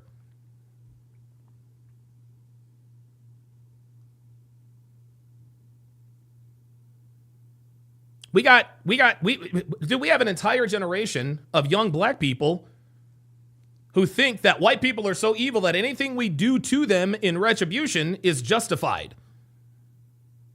Right? Guys, this is insanity. You're this anti-white bigotry. Guys, it's killing your kids. It's killing black kids, it's killing white kids. It's killing you. It's a poison, it's a toxin. Man? Like, dude, young black men have so little emotional control because that's what goes along with the entitlement. That's really what this is about, guys. The entitlement. See, entitlement creates anger. Entitlement creates animus. You feel like you're owed something, right? You feel like you're above the rules and command respect because, all these bad things happened in the past. All these bad things happened in the past. Slavery and segregation. So anything that I do today is justified. No. That's no. 2 lives were lost yesterday. 2 lives were lost yesterday. You got people running around here. You got people running around here talking about Talking about shit that happened 50 years, 150 years ago. Nigga, you weren't even alive. You weren't even alive, man. Y'all out here running around mad about Emmett Till got murdered. I'm mad. Bruh, you weren't even around in 1955. The fuck are you mad about that for? Oh, the Tulsa Massacre, blah, blah, blah, blah, blah. Bruh, that was in the 1920s. You weren't even alive. Oh, someone did some sort of microaggression towards me. So what? It did no harm. It did absolutely no harm. So, the black community, look, the black culture, the so-called black community, you are sentencing your kids to death with the mentality that you are promoting and affirming. And you are tolerating this you're tolerating this nigga culture by letting blackness be defined as hip hop, letting blackness being defined as degeneracy, buffoonery, unchecked violence, gang culture. Every time you let your kid out of the house, every time these parents are letting their kids out of the house with their pants hanging off his ass, you are affirming prison culture. Every time you let your kid get tatted up like a gang member, you are affirming prison culture. It's all blowing up in our face. It's all blowing up in their faces. It's destroying the black community. We don't even want to be around each other. We don't even want to be around each other. Anytime any of us get some money, what's the first thing we're thinking? How can I get the fuck away from here? How can I get the fuck away from here? That's why. That's why.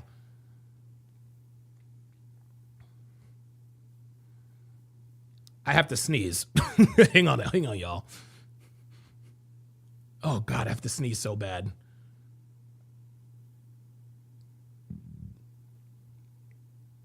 All right, never mind. Never mind.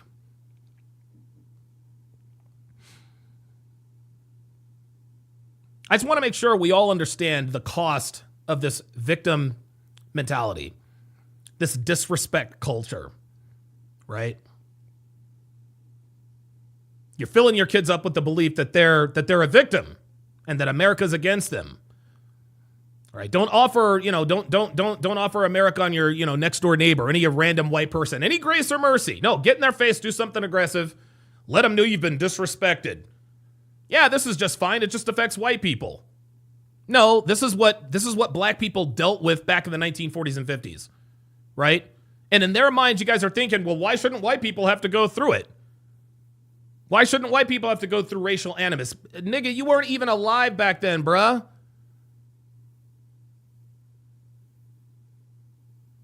Crazy, man. Crazy.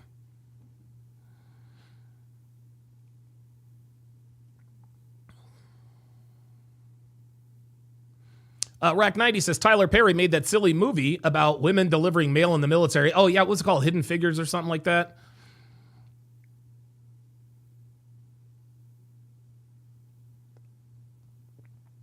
It's Truth Media says, Don, he's a superstar athlete at an all-white school. He was bullying Karmelo, and he had enough. Do you guys hear this?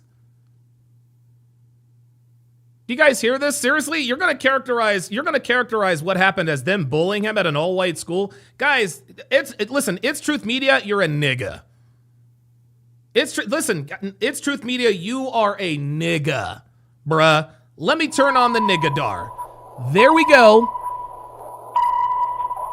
There we go. You are absolutely a nigga. Oh, wait a minute. Oops, sorry about that. Austin's twin brother. Sorry about that. Hunter Metcalf, who my tried bad. Jeff Metcalf.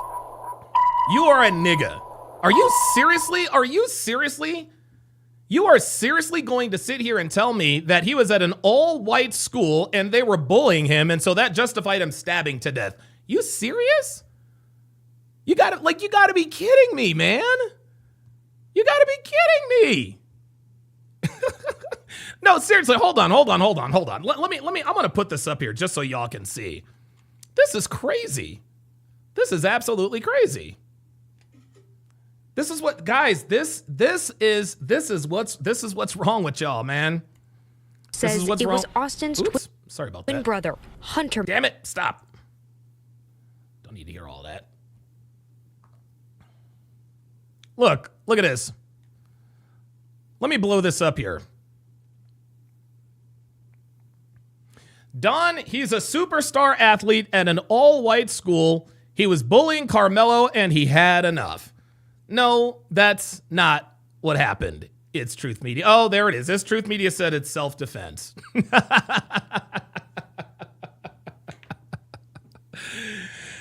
Oh my God. Oh my God. Oh my God. Oh my God. Ay, ay, ay.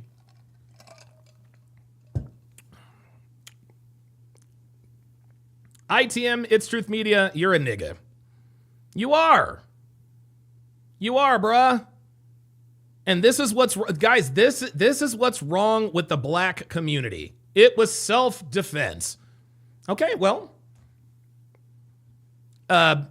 it's Truth Media seems to think that this is funny. So, all right, I think you're just in here to troll. So you got to go. See you later. And now that you're gone, now I'm going to really talk shit about you. Guys, niggas like this, comments like this, this is what perpetuates this. This is what perpetuates this. Yeah, very good point. This is absolutely ignorant. Absolutely ignorant. Draconis says, I've said it for decades, gangster rap is a cancer. Matt says this wasn't self-defense. Yeah, I'll tell you what, it's Truth Media. You know what? Hang on a second. Let's go back and forth on this. Let's go back and forth on this. I'm gonna go to the hashtag pull up studios. I'm gonna go to the hashtag pull up studios.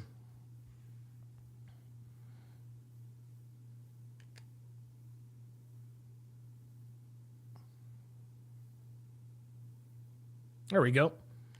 Anybody who thinks that anybody who defends or thinks that this dude was justified in doing what he did, pull up, please. I encourage you. Let me go ahead and put this up here.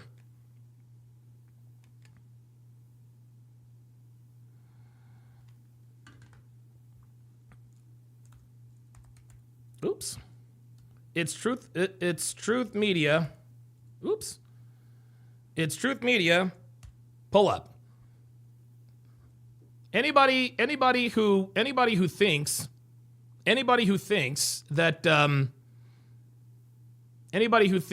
that this was justified and that there is nothing wrong, or you think that this is self-defense, pull up. Guys, this is incredible. Because I'll tell you this. If it was a white student who stabbed a black student, you would not be calling it self-defense. You would be calling it exactly what it is. Murder. So it's Truth Media. I know you're in here watching because I can still see. Yeah, you're still in here. If you think it's self-defense, please come on up. I mean, unless there's something I'm not aware of. Boy, it's getting hot in here. Hang on, I'm gonna turn on my fan here.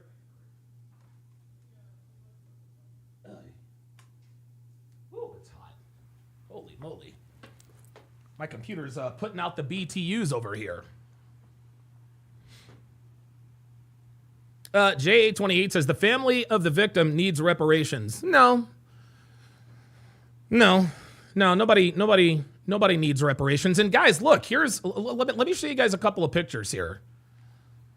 This right here, guys, you see this? You guys see this? This is nigga culture, y'all. This is nigga culture, man. This is what has effectively ended the lives of both young men. Look at this. Look at this. Incredible.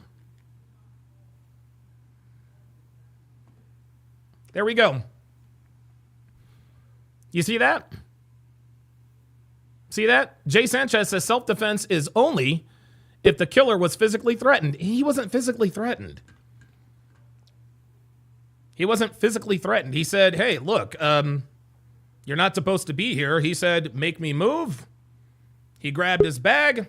He got stabbed to death. Oh, wait a minute. Looks like we might have somebody here. Give me a second. It's Truth Media, bro. I am not about. Oh my God. It's Truth Media. You got to show your face, Negro. You got to show your face, Negro. I'm sorry. There. No, bruh. Nah, bruh. Don't do that. I don't need to see your fingers, Negro. I need to see your goddamn face. You ain't gonna be slick like that. See, I swear to God, you niggas be cowards. Oh yeah, there you go. Yeah, I knew you were a fucking fat ass. Fucking fat dude, fat niggas. Look at you. Bruh, you know I can't hear what the fuck you're saying. You know I can't hear what the fuck you're saying, bruh. Can't nobody hear you. Look, y'all want to know what this nigga looks like? Hold on, I'll show y'all what this dumb nigga looks like. It's Truth Media. Look at him, hiding himself in the camera. Look at you. Look at you. It's Truth Media. Nigga, if you're in the media, nigga, then show your goddamn face. Look at this cowardly ass nigga. And this is funny. So he's trying to make us think that he's having a good time trolling us. Guys, this man right here is exactly what's wrong with niggas. Nigga culture. He wants to talk all the shit in the chat. I am giving you an opportunity to talk to me face to face about this, but no, you got the camera all around. You're acting like you're acting like these bitches that used to try to call in and troll Kevin Samuels. I don't need to see your raggedy ass hairline, nigga. I need to see your whole face, bruh. Let me see your whole face. Look at him. He knows what he's doing. Where you at? Oh, yeah. Now he turned off the camera. Yeah, there we go. There it is. I swear to God, man. I swear to God, niggas are all the goddamn same. Cowardly ass nigga. Nigga, nobody can hear. Oh, yeah, there he goes. He's out. Bruh, I don't know what you're, bruh, I can't hear you. Nobody can hear you, bruh. Nobody can hear you. Okay? So, listen, you need to, I'm sure you have a phone holder. See, here's what's happening, guys. So he's using the excuse, well, I'm driving, so I can't know. I'm sure you have a phone mount. Bro, I can't hear anything you're saying, bruh.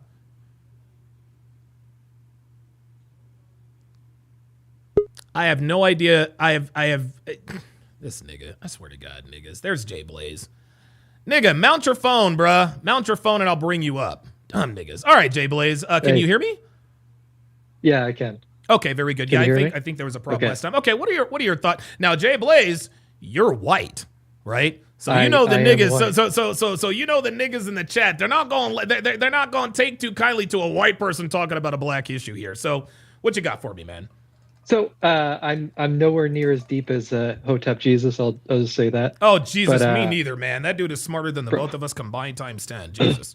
But the thing I was looking at it from was, remember in the early 2000s where you had 2006, you had Coach Carter, and then you had 2007 with Gridiron Gang. You had an effort to curb this, where you had people saying, hey, we're going to try and get along and against like gang culture and stuff. We don't have movies like that anymore. In like the early 90s, we had like a very like almost like Christian values. If you remember Kevin Sorbo from Hercules. Yes, I do. Yeah. Hercules always did the right thing. So you could put your kid in front of Hercules and knew he is getting put into good values.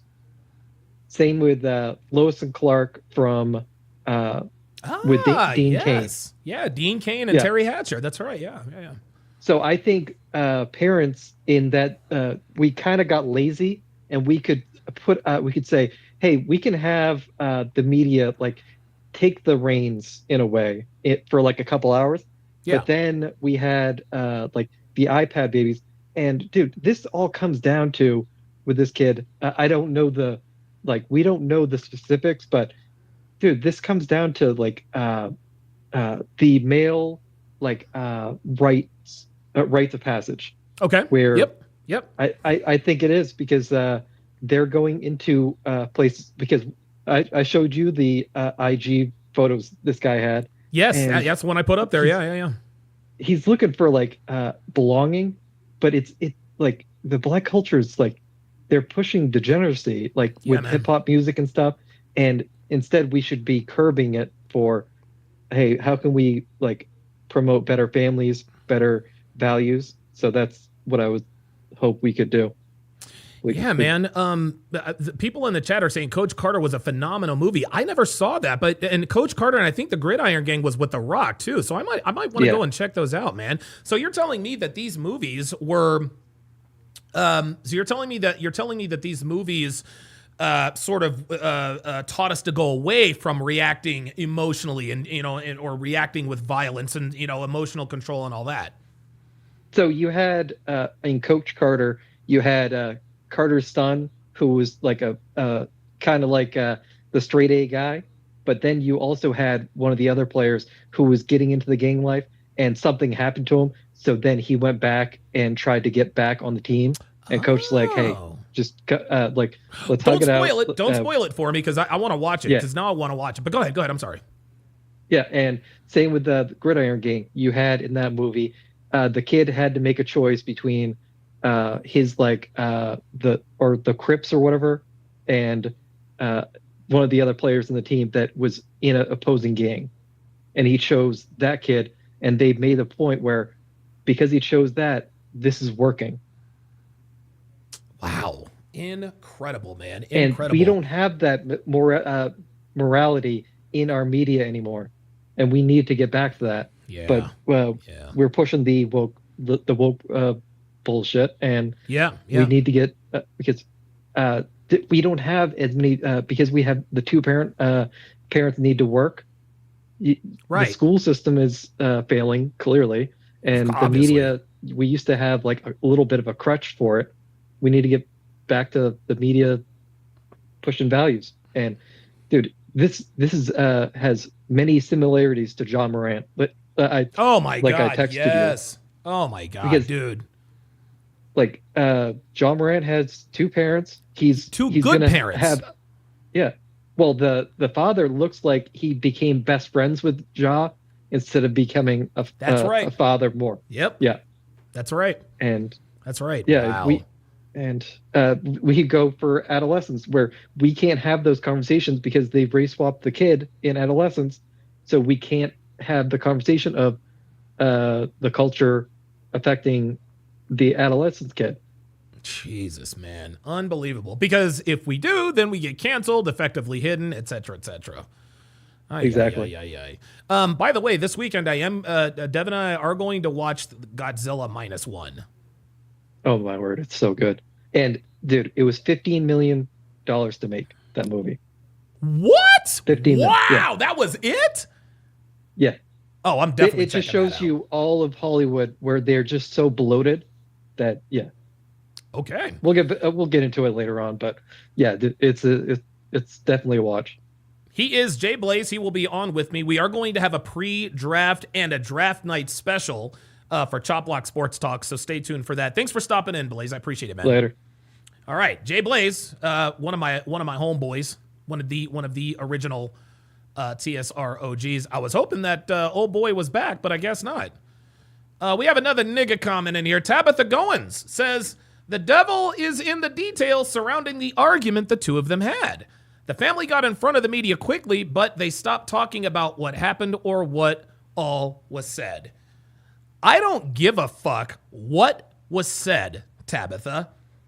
There is nothing that you can say to another person in that context that would justify stabbing someone to death. Yeah, I mean, do you hear all of the excuses? Do you hear all of the excuses that niggas are using? Self-defense. You weren't there, so you don't know. The devil's in the details. I don't need the details. I don't need the details. If you have so little emotional control that you stab someone to death because of something they said to you, even if they call you a nigger, you're still going to fucking prison. Honestly, seriously, Tabitha, what could have possibly been said? Seriously, what could have possibly been said that justifies Karmelo Anthony taking a knife and stabbing Austin Metcalf in the heart and ending his life? It's excuses, excuses, excuses. It's all excuses, man. This is what niggas do, y'all. This is what niggas do. And again, I'm not going to sit here and try to and paint myself as this bastion of morality. Guys, I have made many, many illegal mistakes. I have written bad checks. I've beaten the shit out of people. I've done all that shit. I've been arrested 30 some odd times. Listen, I am not the dude who is going to sit here and stare down my nose at you from on high in the moral cathedral. That is absolutely not me. Because I will readily admit that I am as guilty as anyone for either directly or indirectly perpetuating nigga culture. Okay? 4-time convicted felon, all of them violent felonies. None involved weapons except for these. I have done serious damage with these hands. All because of what? Lack of emotional control. Some guy came up to me in a grocery store and mouthed off to me. You know what I did? I decked him. That was my second felony. This guy was talking a bunch of shit, and I just cold cocked him, dropped him. Fucking caved in his face. You could see the dent in his face, man. Like, I fucked that dude all the way up. That's not what I should have done. Honestly, I should have just turned back around and ordered my pizza. Nope. I let my emotions get the better of me, and I caved the guy's face in. That was not the right thing to do. And that's what I was explaining to Brian or Hotep Jesus. That's what, like I felt, you know, I don't, this guy, Karmelo Anthony, like, I used to be him. Not to the degree that I'm going to stab somebody to death, but again, I'm not going to, nothing justifies me hitting someone because of something they said to me. That's absolutely crazy. Planet Rodella says, was it on camera when you beat him up? I didn't beat him up. I hit him. Guys, listen, I'm a big guy, right? I'm 6'2", 235, 240, right? Even though I'm big, guys, I'm so much stronger than I look, guys. I'm so much stronger than I look. I really am, dude. I really am. I really, really am. Like, I can inflict a lot of damage with a little effort. Okay? Like, this is just how it is. And this is why they charge me with, guys, they don't charge you with felonies for beating the shit out of someone unless there's serious damage. Okay? And I'm not proud of this. But again, I'm using this as an example. 2 grown men have had to have facial reconstructive surgery because of the damage I inflicted on them with my fists. This is why I was charged with aggravated felony assault. Okay? Listen, this culture wants to say, well, let your emotions go. No, do not let your emotions go. You have to control your emotions. Emotional men are dangerous men. Okay? Emotional men are dangerous men. I was dangerous back then because I had no emotional control. No emotional control. Karmelo Anthony was a dangerous man because he had no emotional control. This guy had so little emotional control, he took a knife and stabbed someone in the heart. What are we doing? What are we doing? And then we actually have people in here justifying, dude, we have people in here justifying the dude's actions. You don't know, Donovan, and you don't know what the argument was about. I don't care what the argument was about. Why in the world, dude, why in the world would you kill someone for touching your back? Weak niggas, man. Weak niggas. Matt in the chat says violence usually comes from emotions for sure. 100%, man. 100%, guys. Dude, oh my God, dude. It makes me like it. Oh, dude. I've spent over $250,000 in legal fees, y'all. $250,000 fucking dollars on legal fees. Like, guys, like that's.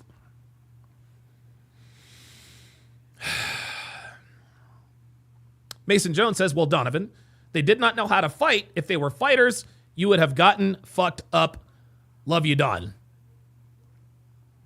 Well, I'll tell you this. Listen, you can tell me all you want to. Nobody was fucking with me.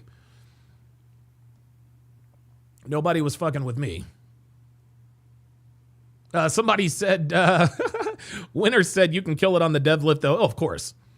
Winner says Donovan's got that E-tard strength with the R. Wow. Yeah. Juan Martinez says, damn, just read the article, wild man.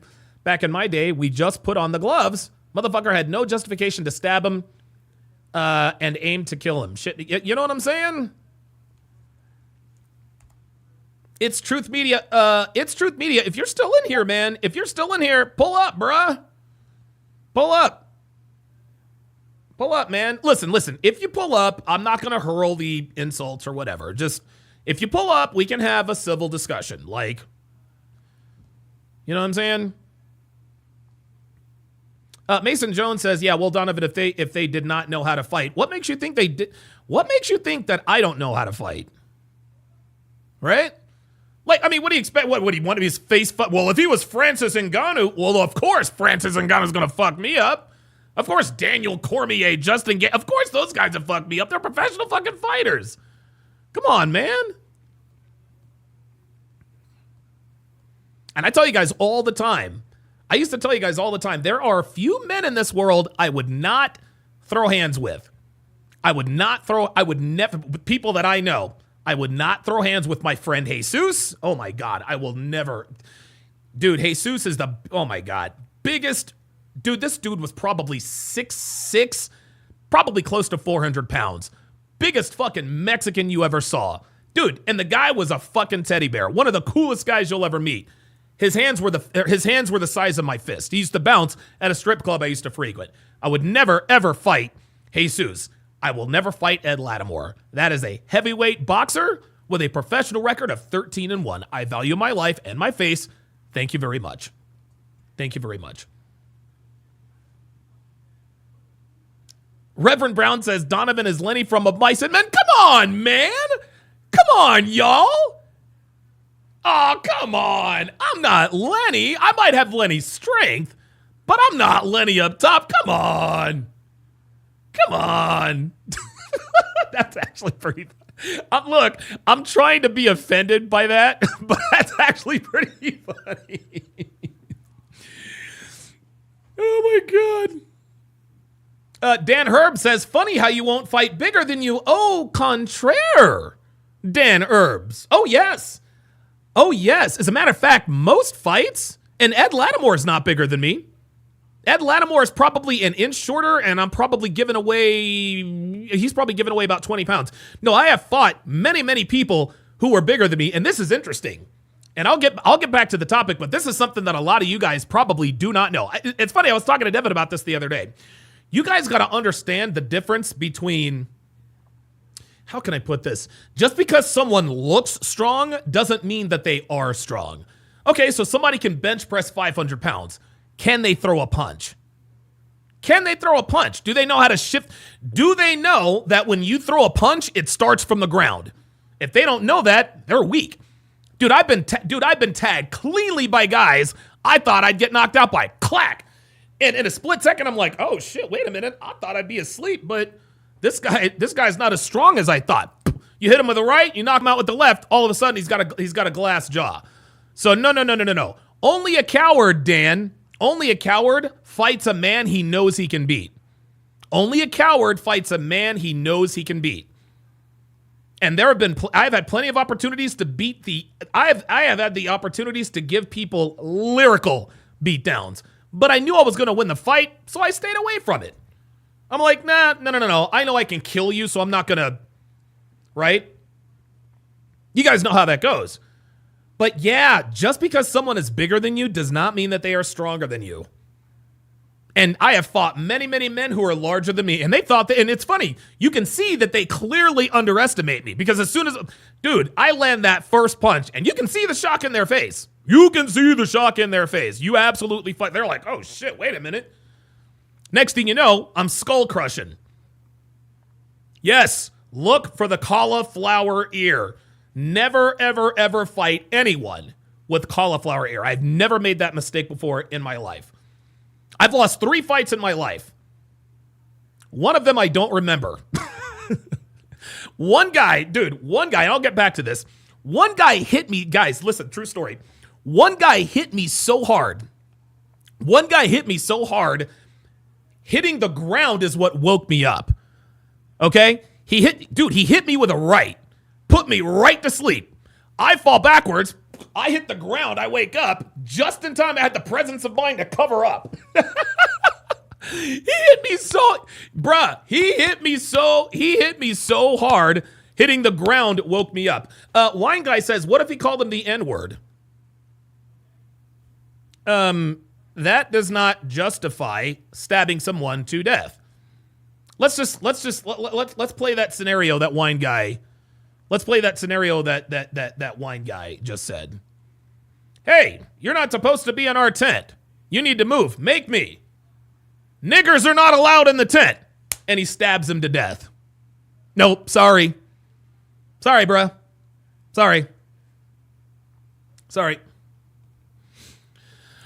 BS Profile says he hit you with that NyQuil, bro. Oh my God, yo, dude, yo, that dude put me to. He hit me so hard when I hit the ground it woke me up.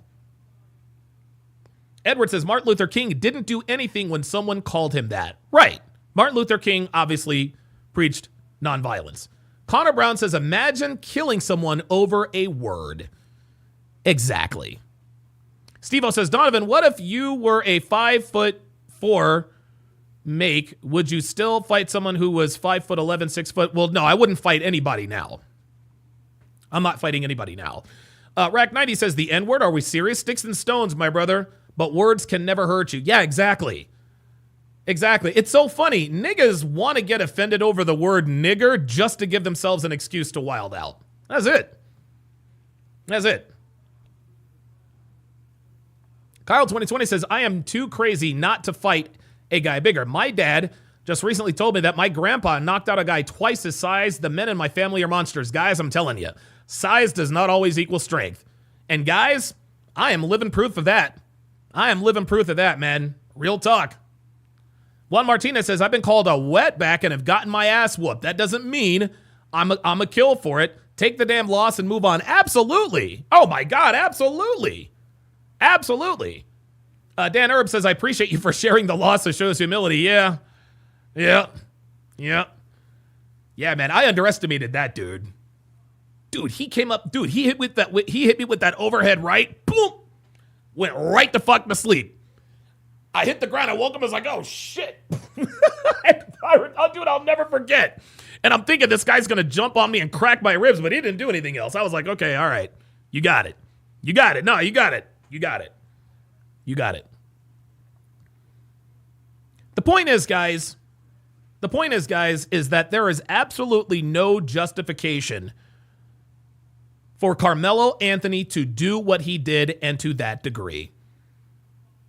And, you know, like, and it's interesting when Hotep was asking me, why is it important that you have an opinion on this? I don't know, man. I think it's because I know what it's like to be fucking angry. You know what I mean? Like, I know what it's like to be like angry all the time. Listen, you guys actually saw it a couple of days ago. I didn't have any kratom. I had no kratom. Something minor happened. My microphone malfunctioned. Guys, I had no energy, but my hands were white hot. I was ready to destroy the studio over a silly microphone.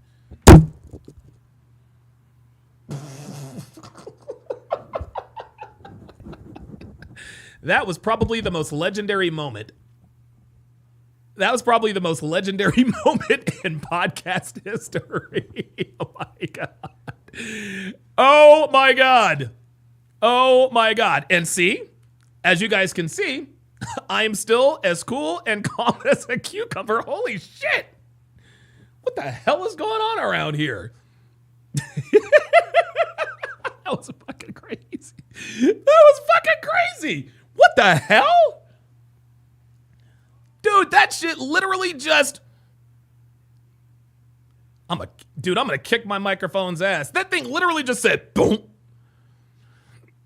But in all seriousness, guys, you guys know, and listen, for those of you guys watching me for the very first time, King ZOP says mic drop. I saw what you did there.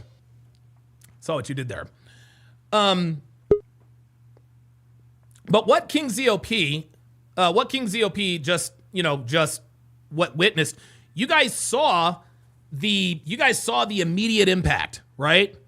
Like, and for those of you guys who have never watched, PLG's in the chat. I'm going to get to you in just a second.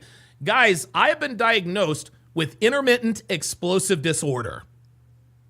IED, intermittent explosive disorder. This is a medical diagnosis that has been given to me. I have anger issues. My chili gets running hot real fast. Okay? I don't know if it's... Look, I'm not going to sit here and make excuses, genetics, my weak father, whatever the case may be. Doesn't matter. Doesn't matter why I did what I did. It matters that I did what I did. Okay? So you guys know, man, my chili gets running hot. I have paperwork to prove that.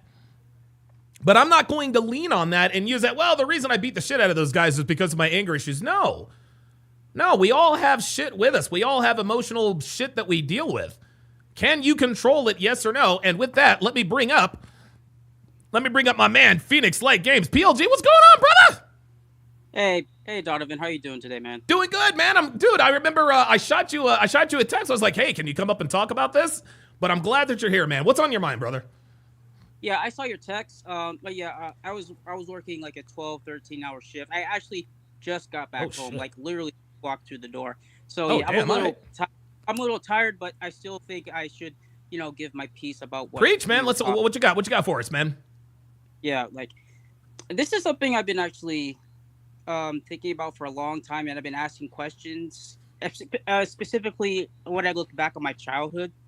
About this, I think first of all this proves is that the black community is a matriarch. They're quick to go to emotion, as we saw right now. Yeah, and niggas, they get pissed off over things that women get pissed off over. Yes, like right. Yeah, because like every time, here's the thing: whenever whether it's a black woman or a nigga, getting confronted with the police or anything like that. Yeah. Like almost every video, when a cop does a gesture or says something a certain way, or when a cop like smiles because this dude is acting stupid or this bitch is acting stupid, they're quick to they get angrier every time, man. Like, what you laughing about? Yeah, what are you laughing? Like, what are you smiling about? Like, bro, like. You're gonna let a simple gesture dictate whether or not you're gonna kill somebody? Crazy, man. What kind of fucking sense does that make? But here's the thing. I known about this for a long time, but I felt like there was something more to it. Why niggas are so quick to resort to violence rather than. Here's the thing. I look back at my childhood and everything like that. Okay. I played sports ever since I was like 5 years old. Yeah, baseball, absolutely. All that stuff. Yeah, I have 3 younger brothers. Oh wow. Yeah, I'm the oldest of 4. I'm the oldest of 5. There we go. Yeah. All that plus 2-parent household. My mom is great. My dad is great. But here's the thing, and this is something my dad talked to me about. I noticed that whenever. I'm sorry, can you hear me? Yeah, I got you. Oh, I'm sorry, I thought I heard something else. I noticed whenever I got on the field or whenever a black kid was playing on my team or anything like that, whenever they were about to get hurt or something bad was going to happen, the single mother, would take them out of the field and I would never see them again. And that made me realize that's actually fucking dangerous. Yes. Kids at an early age, especially black men, they need to understand. They need to have an understanding of the concept of violence. And Yes. here's the thing: I wholeheartedly believe this. The reason why niggas are so quick to violence rather than logic is because most of them don't have a concept of violence. They don't. Same as women. Wow. They Wow. Wow. they don't have a concept of violence because here's the like almost I can remember back any kid that was any black kid was taken out of the taken out of a league, taken out of my team or anything like that. They're drug addicts, they're in jail or anything like that. Because here's the thing, because moms don't. Here's the thing: there are great moms out there, but moms at the end of the day, they don't have a concept of violence the same way as men do. They don't. So when they see their child about to get hurt or anything like that, they're quick to take them. They quick to take them out for that. But that's not healthy for them. They need to go through that. They need to understand what adversity is. They need to understand what challenges are. And if they don't have that concept, they're not going to be. They don't have. It's how do I say this? They're not going to have an understanding of how to control their own strength. They don't. Right. I mean, look like the nigga that was getting chased by 12 cops in that Oh yeah. Oh my God, that was crazy. Yeah, that was so fucking crazy. But here's the like niggas like that are quick to fight because like, look, bro. How do I say this? You know, like every time, whenever women are in a conversation on Fresh and Fit about the concept of violence, and you and Myron always say women have never been punched by the face by a man, so they don't really understand. They don't really know. No, they don't. Niggas, it's the same with niggas. They've never been punched in the face.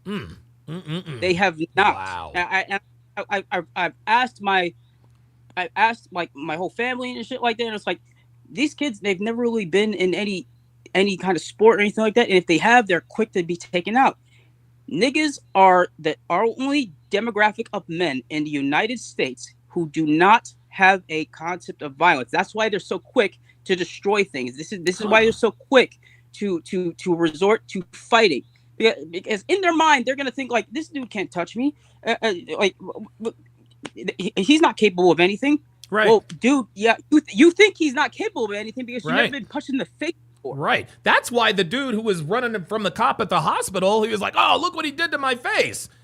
That's what happens when you fight somebody. Yeah. Yeah, because and that actually set in stone that I wholeheartedly believe. That dude was that nigga that was running away from the cops. He's never been in a fight before. Hell no. He's not. He has never, and he was talking all that shit, and he's a fucking lightweight. What did he weigh? Like 110? Dude, if that. Like he was a skinny nigga, man, for real. Yeah, it's like I'm a short nigga, but I go to the gym. I'm like 155, 160. Like what the hell is this dude talking about? But yeah, that just proves it. Niggas don't have a concept of violence. This is why they're so quick to do stupid shit like what happened with, I forgot, like the kid that you're talking about today. Oh, Karmelo Anthony. Yeah, Karmelo Anthony. Sorry. Yeah.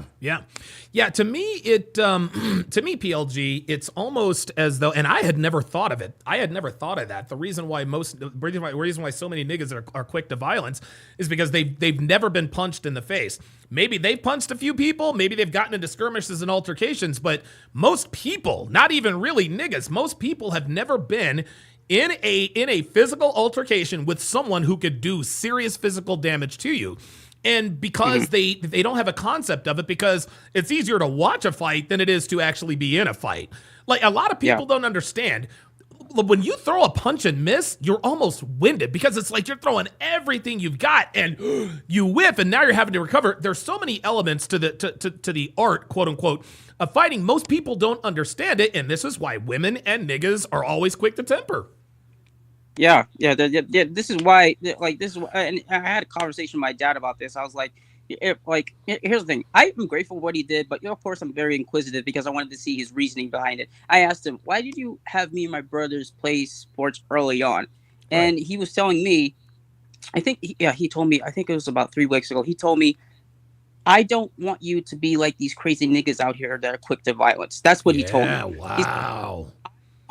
I want you to have an understanding of how the world works when you're going through adversity, when you understand the concept of teamwork, leadership, I don't want you to just witness that. I want you to be a part of it. That way you can grow up and see the world for what it is, not what you could or should be, what is. And that's made me realize I have a concept of violence, because here's the thing.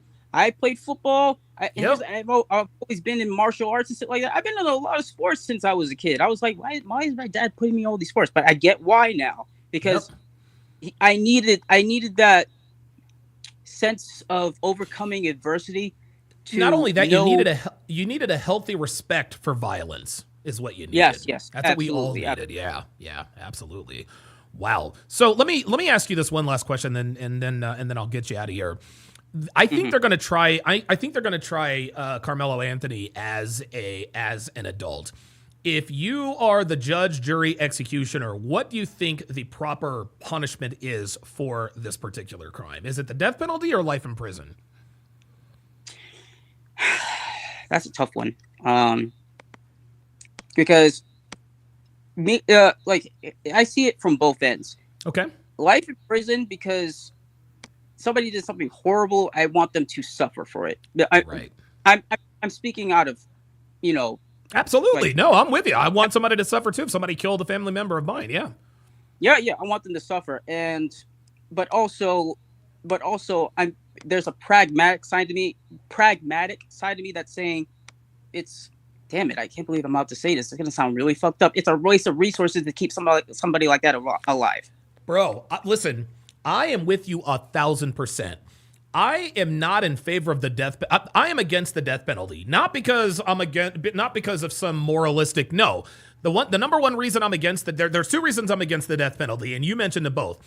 The first reason is that there are some things in this life that are worse than death. Spending the rest of your life in prison is absolutely one of them. And the second reason is exactly what you said. It's a lot. Or actually it would kind of be a contradiction, but it costs a lot more to house a prisoner than to execute a prisoner. So while it might cost us more in the long run, I would rather prolong their suffering. Now, easy for me to say.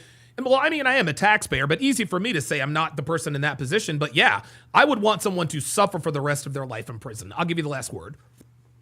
Yeah, when you were saying that, I was like, here's the thing. I do want somebody to suffer for doing something very bad. To me, using the death penalty is like, you know what? Actually, that's why niggas are so quick to say kill me. That's why it's the easy way out. That's right. Yeah, we see it all the time on police videos. Kill me, shoot me, blah, blah, blah, blah, blah. Yeah, that's the easy way out. Yeah, it's the easy way out. Yeah, and that just proves that the nigga community is a matriarch, because, hey, what's more, I don't know if they do the easy thing. What's more feasible? What's the easier way out? Life in prison or getting killed? There it is. There it is. Basically, yeah. There it is. And women tend to take the easier way out. So it makes sense why niggas would want the easy way out. There you go. He is Phoenix Light Games. Hopefully he starts his YouTube channel at some point soon. PLG, thanks for stopping in, man. I appreciate it. No problem. And again, so I got your text and everything like that. I'm sorting out my schedule stuff because I'm trying to change it to working Tuesday through Saturday. But gotcha. Okay, that's cool. Trying to get everything sorted. But as soon as I hear something, I'll let you know. And thank you again for inviting me on. Oh, of course, absolutely, man. He is PLG, longtime supporter of mine. He's kind of, it's almost like he's sort of the de facto red pill Mike, man. Panda Trucker with the $10 super chat says, as many fights as I have been in, won some and lost some, I realize fights ain't worth the pain the next day. Ninja, I got to work in the morning. You kid me, bruh. Oh my God. I'm gonna tell you what, man. Actually, real quick before I respond to that, Saber89 with the $5 cash or Rumble Ramp says, when I was younger, I used to black out and almost choked out two kids to death. My friends had to stop me. It wasn't until I was in my 20s when I was truly able to have full control over my emotions. It's scary. Bro, I'm telling you, man, I'm telling you, I am absolutely, dude, I'm living proof, man. I'm living proof. And again, guys, I want you to understand, I am not going to be the guy, you're wrong for blah, blah, blah, blah, blah. The reason why this particular story struck a chord with me is because I used to be like Karmelo Anthony. And oh my God, dude, thank God I never killed anybody. You know? I mean, thank God I never killed anybody, man. Holy moly. But yes, dude, getting into a fight. And here's another thing. For those of you who have never been in a fight, when you are in a physical altercation with someone else who is at equal or greater strength, when you get hit or tagged or whatever, you don't feel the pain. You never ever feel the pain until 10 or 15 minutes after the fight. Win or lose. After a fight, you're like, oh God damn, that motherfucker really tagged me. You'd be surprised when someone clocks you and doesn't knock you out, you're like, holy shit, that didn't hurt. Why am I not asleep? That's just how it goes. That's how it goes. All right. I don't know, man. I guess to sort of, put a bow on this conversation, yeah, it's the adrenaline. The thing is this, man. You could have, Rack 90 says you could have told Hotep that that's because that it was because you could relate to Karmelo. Yeah, I told him that. He actually asked. He said, "Well, why is it necessary to have an opinion on this?" And I was like, "Well, because I can identify with this guy on some level, you know." But at the end of the day, man, guys, the fact that predictably, the so-called black community is rallying around Karmelo Anthony, this is part of the problem. We all want to jump on and pile on and give excuses. Well, maybe it was this. It could have been that. It was self-defense. You don't believe that. You don't believe that. You do not believe that. And if you believe that, this is why the black community is a cesspool, gentlemen. Okay?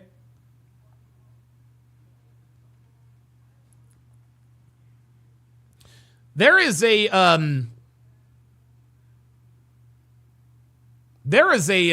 how can I put this? There was a how can I put this?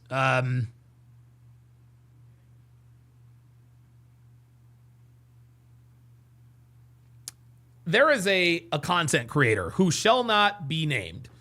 And I think you all know who I'm talking about. His initials are November Foxtrot. His November Foxtrot. Okay? November Foxtrot. Those are his initials. You can't even say his name on the air. He reacted to Austin Metcalf's murder. Okay? And I'm sort of paraphrasing. Paraphrasing. I'm sort of paraphrasing this here. Okay? Here's what he basically said. Okay? He said, and I will tell you this. He said, and I will tell you this as plainly as possible. I don't want to live around black people. I just don't. He said it would be irresponsible if I had a wife and kids to live near black people. It just would be. And he said, and that's not to say that every black person is violent. It's not to say that every black person is the same. But when we watch the news, when we read the papers, when you drive in downtown Chicago, you know who to look out for and worry about. When you're thinking about whether or not you're going to get carjacked, when you're worried about catching a stray bullet, when you're worried about who's going to pull up to you on the side of the road and literally shove a rifle in your face and steal your iPhone, or shoot you point blank execution style in Lincoln Park, we know who's doing it. He said, I don't want to live near them. I don't want to be near them. They make me nervous. He said, unfortunately, we just don't know. When you're on the subway, when you're driving in your car, when you're in the city streets, you don't know whether a black person in proximity to you is one of the good ones or one of the ones who's just going to summon an unbelievable An unbelievable, unthinkable level of spontaneous brutality, senseless and merciless violence in an instant. He says, we don't know. There's ambiguity. You're sitting on a subway, you look across, you see someone acting strange or aggressive. Is this someone who's going to pull out a knife in 2 seconds and slit my throat and kill me? Or is this someone who's just having a bad day and we just don't know it? He said, I'm not willing to risk my life to find out. It's not worth it to me. I'm not willing to put myself in a position to find out to find out. Now, guys, what he said is difficult to hear. Okay? It's very, very difficult to hear, but guys, this is how it is. And I say this all the time about women. Is it all black people? No. Is it most black people? Probably not. But it is enough of them. It is, as Kinsley Messador puts in the chat, it's enough of them.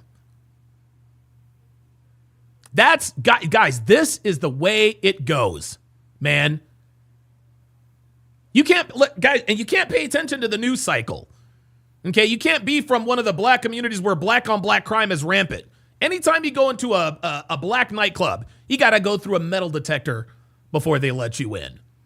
You can't socialize in those environments. You can't have family in those environments, have loved ones who have died or have been injured. Dude, matter of fact, you want to know something? Before I sign off, I'm going to bring up an article here that I asked Devin to get for me a while back. Give me 2 seconds. Oh man, what was it? Halloween hayride. Oh, there it is. There it is. Got it. Violent melee. There we go. Oh, here it is. Here it is, loud and clear. Got it. Welcome, Dana Gonzalez. Welcome to Chat Privileges. At Dana Gonzalez to welcome her to the Hard R family. If you would, Dana, put your age and location in the chat, as is customary of all first-time members. Let us do a chat-wide age and location check. Panda Trucker with the $5 super chat says, the law doesn't care about what could, would, or should. The law only cares about what is and what happened. Abso-fucking-lutely. Abso-fucking-lutely. So I'm going to bring up a story here. And, you know, it's interesting. This actually happened. This happened shortly after we left New Jersey. You guys all know, you know, Devin and I, we used to live in New Jersey. And we moved here to Nevada for many, many obvious reasons. Give me 1 second. Listen to this story. This is unbelievable. Begin here at 4:30 with chaos at a hayride in South Jersey. Groups of teens began fighting at the attraction in Collingswood, ruining what was supposed to be a family-friendly event for so many. Now officials are working to make changes to prevent this from happening again during this holiday season. New Jersey correspondent Trish Hartman joins us live with details and brand new video of this havoc that unfolded on a hayride. Trish.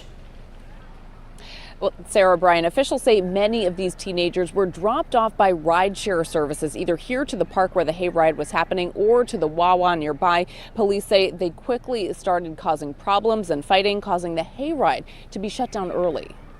No! This is one of the fights that happened at the Collingswood Haunted Hayride. A bystander saying she took this video during the event. Another student, Jude Adamali, was on the Haunted Hayride in Knight Park on Saturday evening. It's usually like fun and like it's scary sometimes, but it's just like a fun experience to hang out with your friends. But then he says groups of teens started fighting in the park as people were trying to enjoy the main attraction. And there was like punches thrown, and basically I got on the hayride right when this happened. Parent Scarlett Rose said he and his daughters had just left as groups of rowdy teens started showing up. We got home and about maybe like half hour, 45 minutes later, my littlest one, who's always on TikTok, she says, oh my gosh, look what's happening. I thought she was joking. they're throwing punches or whatever, and somebody videotaped like a fight happening. Police say around 200 juveniles were dropped off at Knight Park on Saturday at the fundraiser for several PTA organizations. When those teens began line cutting and fighting, police were called from Collingswood and neighboring towns. Look at this. Even with that response, they were just overwhelmed by the number of people and what was happening. Similar incidents happened at community events in Gloucester Township and Pensauken over the summer. In the other towns where this has gone on, like we've now got, unfortunately, some experience in this, they went through what we are now, which is there's tapes to be reviewed, there's video to be looked at, and charges were filed after those events. Charges can still be filed here.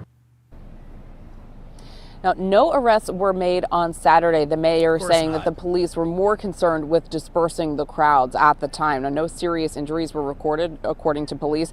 Now, the mayor and police are working on a plan with other events, especially with the holidays coming up, to make sure that this doesn't happen at other community events in the future. We're live in Collingswood, New Jersey. Trish Hartman, Channel 6, Action News. There you go, guys. There you go. And, people all in the comments, yeah, the usual suspects. The usual suspects.